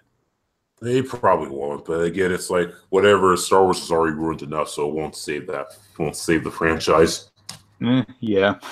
I'm just waiting for them to drive into the ground and they sell it off to someone else because they can't make the money. It's like if they can come to a deal where someone gets the movie rights, but Disney keeps all the merchandising rights and stuff, then Disney would probably definitely sell it off to another film company. It's just probably no one would want to buy it if they didn't get merchandising rights. Yeah, it'd be kind of like with old Marvel and Fox, the X-Men situation, where it's like, oh, Marvel makes a new X-Men, then Fox has like the movie rights and I think some of the merchandising rights to them as well. Yeah. So that is the thing. So, but it would be awesome if they could sell it. So then they could then someone could reboot everything. And so Episode 7's not canon. Here's the real Episode 7. Oh yeah. No, if I directed Episode 7 and stuff, what would happen is they would show the end of Episode 9, and then you'd have one of the main characters basically wake up and she's like, it's like, that was awful stuff. It's like, yeah. It'd be like basically, it was all. I know that would piss off so many people. I think even Star Wars fans would hate that and stuff just because they thought, oh, what a waste, and then literally everyone who was involved with the movies, the new trilogy would hate it, and the feminists and SJWs would be screaming bloody murder and stuff. It would just be really funny if they did that, where it's like, oh yeah, it was all just a dream. Oh yeah, or if they actually, or they could do it or what they could have done was basically say it was a character who basically looked into used the Force to look into the future, or something possible futures, seeing possible futures visions that never turned out to be true. Yeah. It'd be kind of funny if Luke Skywalker there was oh yeah, Luke Skywalker looked into the future. Was looking into possible futures through the Force because he's so powerful in it that he's now looking, see what the future holds, and he sees that and that, But that's not what happens though. He just goes on, in the expanded universe where he has kids. Oh yeah. Man, I kind of wish they could just do animated adaptations of the books already, because or the video games. If they did an animated series of Knights of the Republic, that would be excellent. That would be great. You could either have season 1 be the first game and season 2 be the second game, or in season 3 be or season 3 be the MMO, or they could just have one series is the first game, the next series is the second game, and then the next series is the Old Republic, which could fill in all of the gaps that the Old Republic left in, and then you could also have a prequel series featuring the comic book Knights of the Old Republic, which is really good. Yeah. But yeah, no, again, if they did an animated series based upon some of the comic books and video games, that would be awesome because there's so many of them. And then they could also do some animated series about the stories that haven't been told yet. Oh yeah. Well, yeah, an animated series based upon the Old Republic would be amazing if they had animated series based upon that stuff, because it's just such a great era in the Star Wars universe. Yeah. And I'd like it to be hand drawn. If it was hand drawn, that'd be amazing. That'd be perfection. Oh yeah, especially I don't really mind the computer animated stuff, but if it were hand drawn, then yeah, it looks weird. Computer animated TV shows just look weird to me because they have to lower the budget. Kind of, but I personally kind of like the art style with the Clone Wars animated series versus like Rebels. Like Rebels looks a little bit weirder to me, but yeah. No, if it was me, you would basically, if I can't hand draw it in America, I would just like I would send it to Korea or Japan or someone to get the animation, and then then get it done. But yeah, I want to animate it. Yeah, I'm thinking. I'm not exactly sure like which artist or animator could work on a Star Wars TV show, but yeah, I'd like to. Well, I mean, there's Genndy Tartakovsky, but I think I don't know if he'd want to like come back for Star Wars and another animated series. Yeah, I don't know. Yeah. Yeah. Well, I should probably end it now. It's been going on for a while. Yeah. Okay, so anyone, this has been another. Well, not this. This has been the first episode of Billy and Friends. I hope that this might become a continuing series, just so we have a stream that isn't hindered by the title, where it's like, oh, we can just talk about random stuff rather than being specific. So anyway, you can. Well, I don't want to give out my Twitter information just so I don't get suspended, so I won't mention that stuff. But Florence, if you want to give out your Twitter, then you could tell them. All right.